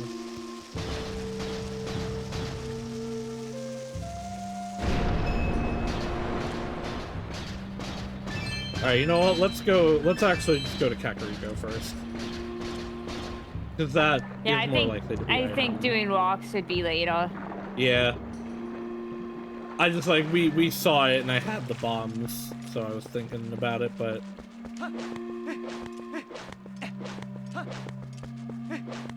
I do like this design for the Zoa tunic. I love this. When I first played it, would wear it all the time until I went across like this area pretty much, and got pelted with fire arrows, which you take double damage from. I like it when a tunic is designed rather than just being a shirt. Different color. Yeah. To be fair, again, early limitations. Yeah, early limitations. Blue dye makes you breathe underwater. Yeah, obviously. To be fair, it's obvious, the implication is obviously it's magic, but it's very funny. Man, I didn't realize how much of a lie the title was gonna be.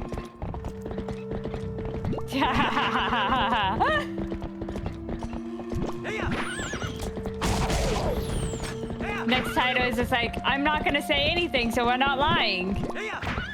Oh, next one's gonna be we're going to the water temple for real.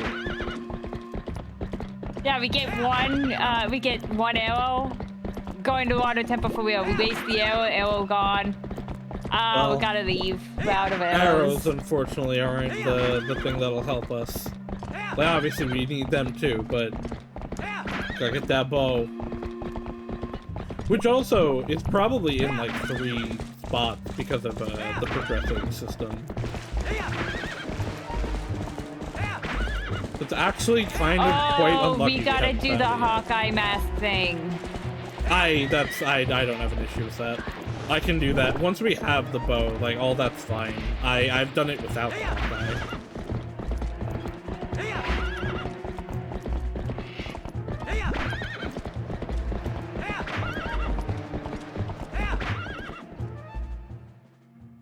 But we do need the bow for that. Yeah, the bow. The bow. The bow. The bow.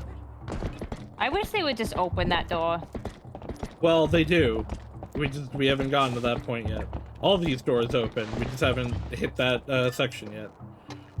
Okay, I'm gonna go into like every building and see who's here and who I can talk to and who like might progress. And or then we go to yes, graveyard. The graveyard.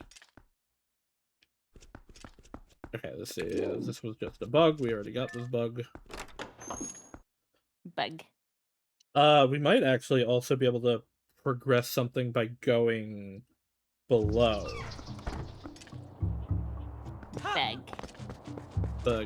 Buggy. Beg.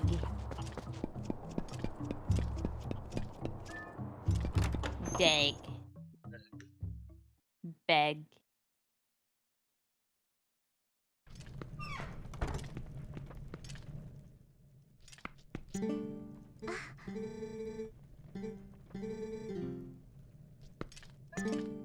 Okay, the Zoetide is already here. Yeah, I actually think he was, like, last time we were here, too, because they were here, but I wasn't thinking about it because we hadn't progressed. We just don't do the mini game to get him here. Which is alright, I hated that anyway. Is that... Would we have already done that? Well, if he's here, that means we've done that. Yes, because it's getting here. You don't actually take the kids back to Ordon ever. Yeah. And here now that now they're fighting over Colin because he's a cool boy actually.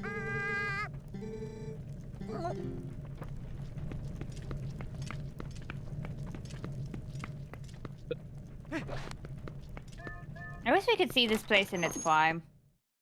Yeah, when there, are more than 3 people. Yeah. Because it looks like it could have been a cool place. Cool place now. I just want to see. I don't think he was there before, but I just want to check if we can donate. Haha! He is here now!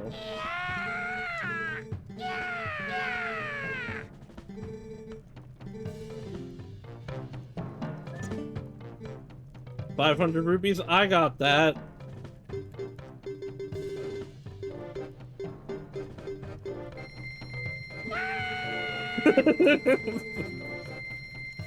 Alright, so we can also do this now, which actually gets a bunch of stuff.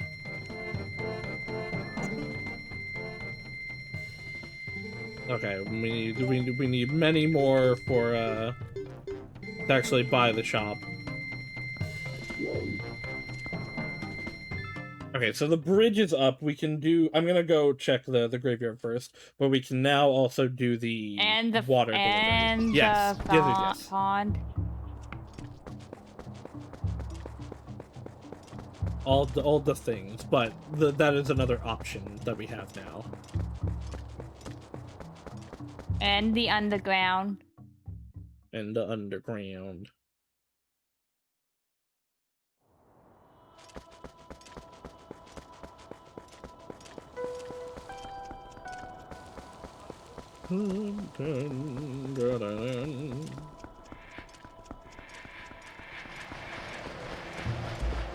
Interesting.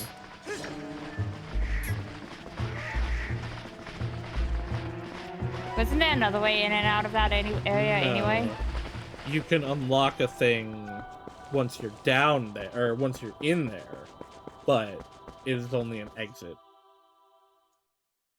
Interesting that we can't get. We need to follow the mom, which we can only do as the dog, because we can only see her as dog. That may be correct, but no, you see her as Link. Can one of you blow my finger boo-boo better? It's hurting from needling it constantly. Well, have you considered not doing that?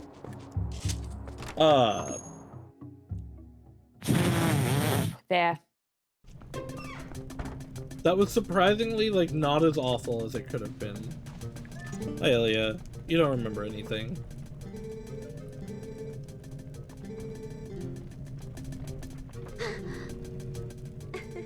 Remember the horse before? Oh. No, that would have been so funny, though, if she remembered the horse before she remembers you. I mean, she is a horse girly.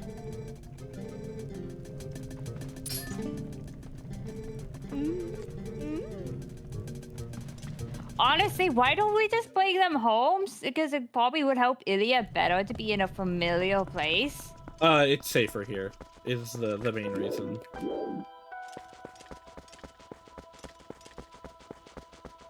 Huh, okay. Yes, and an abandoned town with, like, no people is safer. Yeah, well, I mean, it also, at the point at which we bring them there, the Gorons are back to siding with us. And the Telemann or hero group are signed on.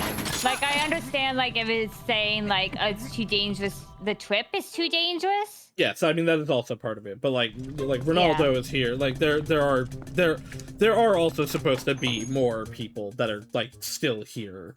It is the unfortunate thing of video game. Yeah. Because, like, Odin Village seems pretty safe. Other than that one attack, because there hasn't been any attacks after.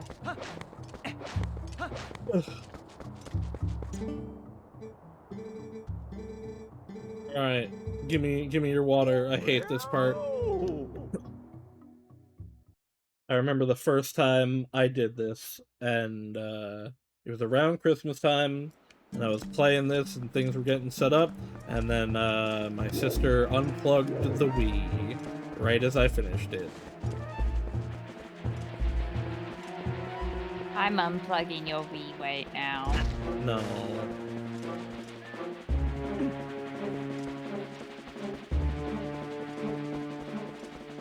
Leave me alone.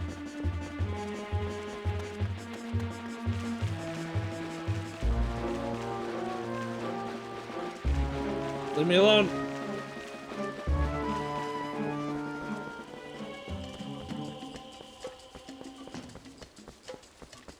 Hi, I'm Rika, guys. I'm amazing. Rika. I'm awesome.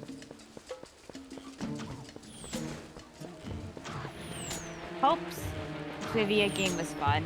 It was. I'm surprised I got second place. Well, I'm dead. I'm surprised I got first. I really thought you were beating me, but apparently I did not have to worry.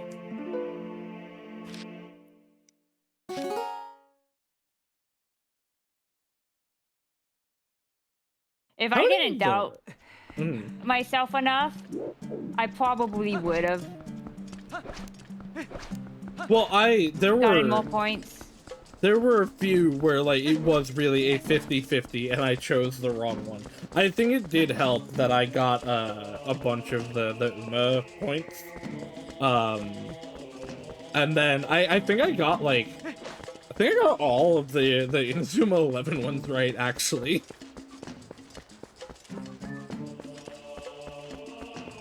Which were, I mean, some of there was logic to some of them.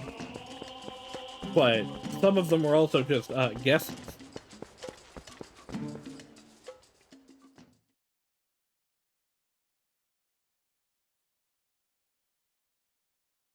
I'm gonna...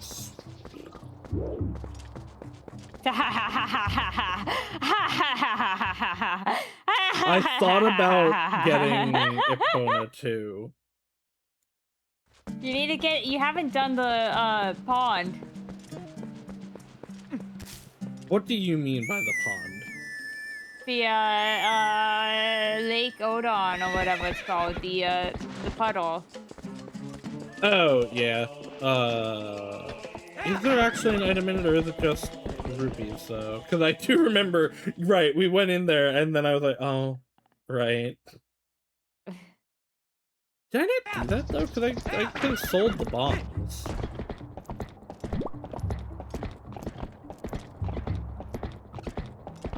There was something there stopping you. I wasn't 100%, so I think you needed the, boots. I needed the... No, I needed the water bombs. Well, I might have actually also needed the boots, yeah. No, you can't open any chests if you don't have boots. And, the tunic. Water tunic.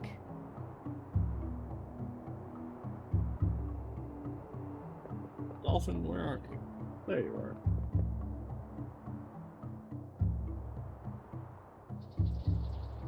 Save state. Because I don't want to run back if I fail again. You're not gonna check the pond? No, I'm gonna do this first. This gets stuff. This unlocks a bunch of stuff.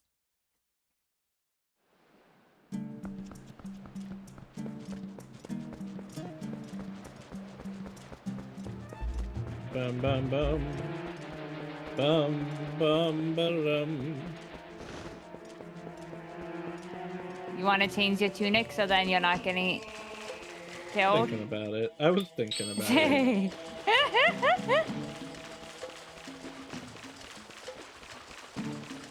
The problem, I mean, I did die, but the actual problem isn't me dying, it's the water getting exploded.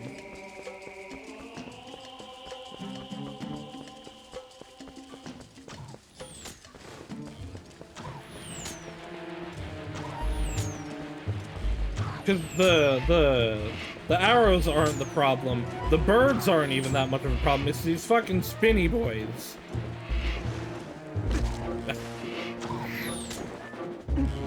Leave me alone. Leave me alone.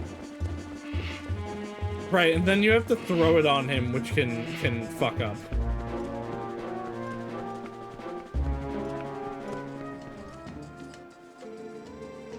That's some Kakariko hot spring water. If you poured it on me, I'm sure it would restore my strength. Alright, I did it.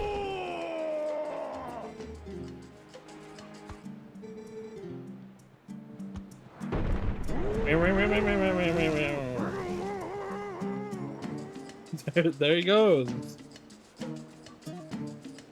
And you're not gonna teleport back? Nope.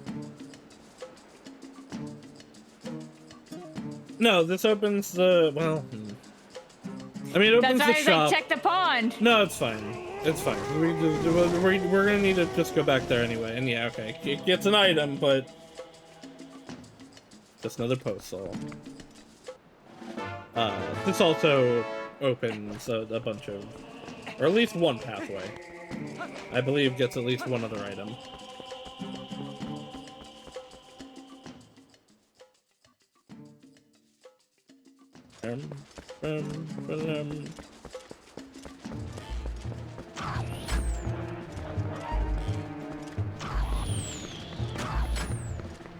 I love that I got the One Piece answer right, despite knowing nothing about One Piece. I just saw how he smiled, and I was like, that's Hope. That's Hope's character. Look at that smile. That's a mischievous smile. She looks like a villain. Such a minor character. I don't even really... Like, I remember her. I don't even really remember what she does. But she is one of the, like, most one-off of one-off villains in that series. Yeah, both of them are villains and part of the same villain group. But I mean, everyone in One Piece that isn't the crew is a villain. So. No, there's a lot of ally characters. Oh.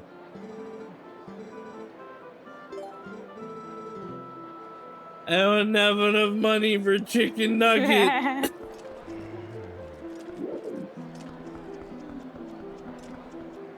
Gotta go grind some money. It's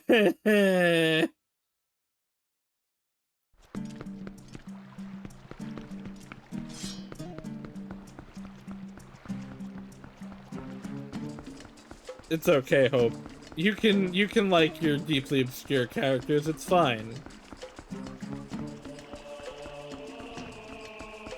Meanwhile, my deeply obscure character isn't like the top. Well, she's not deeply obscure, but my favorite random character is possibly gonna win in the top 20 in the popularity poll. I can't believe Perona is that high up, or was that high up in the midterms.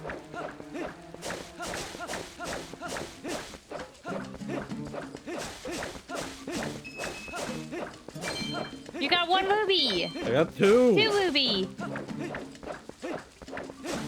I got 3.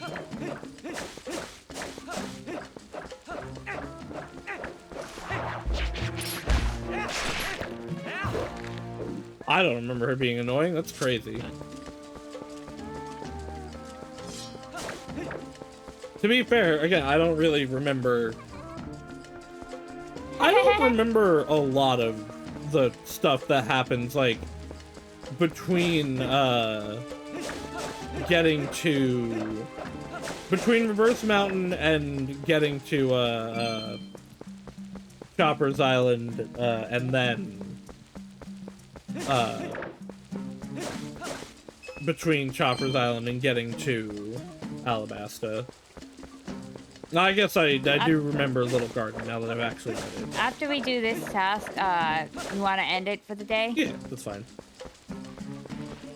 I'm not going to stop us mid-task. I was also, like, in that mindset. I then forgot that I wouldn't have the fucking money to, to buy it, though. I guess I can kill these guys again, they'll spawn money. Come on. Come on.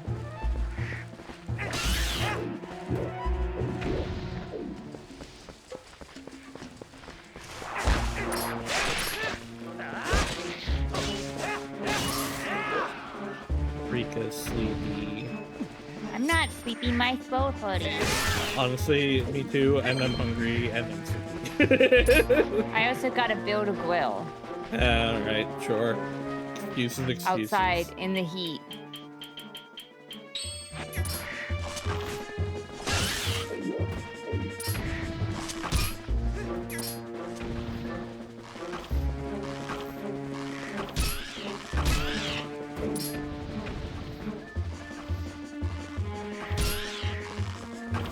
Helps a little bit. I remember your first randomizer, the Wind Waker randomizer, and we didn't realize how good the boomerang was. Well, the thing that blew me away in that was that I got every Triforce piece in the first episode. I'm still sad I accidentally deleted it. At least we got the compilation.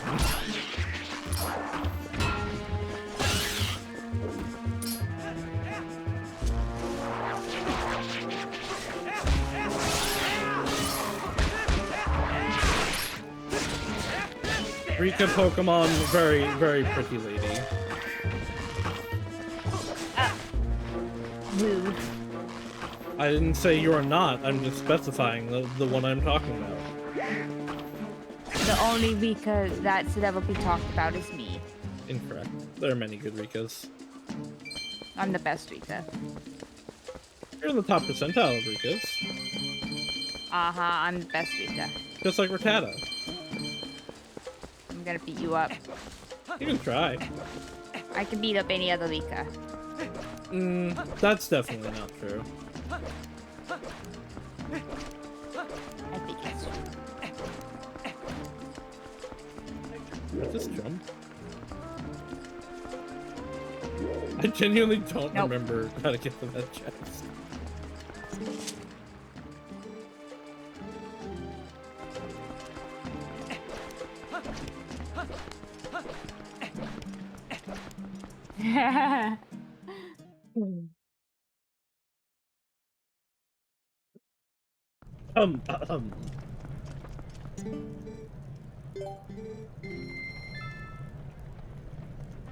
Well, it's hot. If it gets too cold, it'll just become regular water, because all that's important about this is that it's hot. Never mind that we have, like, a lantern that could heat it up, but, you know.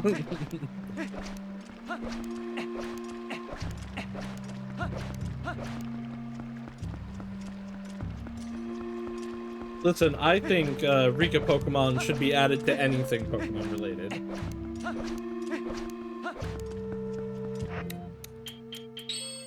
Not Rika, though. Not regular Rika.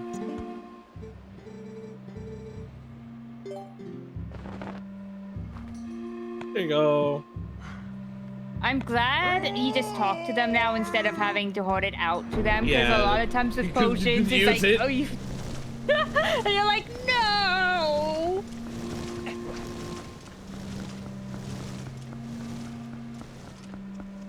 Keep the same question for feature question, but change every other character but Rika. Yes. Don't remember if I have to wait until the time, like the day changes, or if I just have to go in and out. You have to be dog. Do you? Why? Is it like Midna tells you to jump? Yes.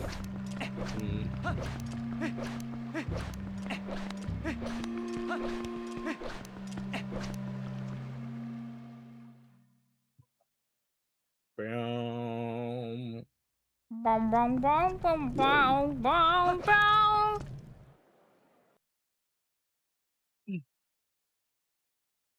You should do your evil plan.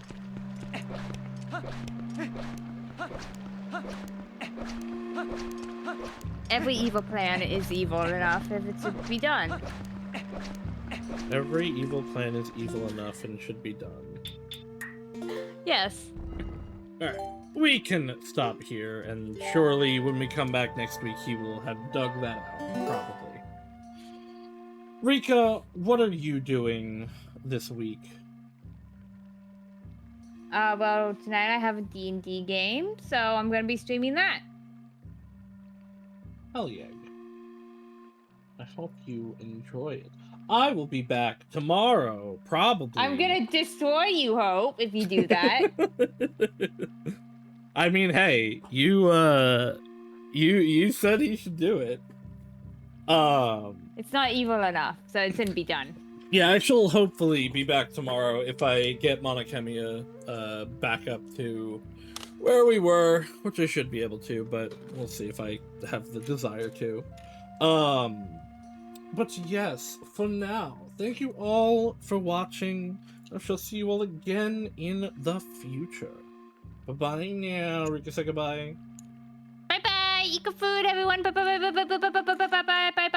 My bye is more, so I'm more important than Saucy. Bye.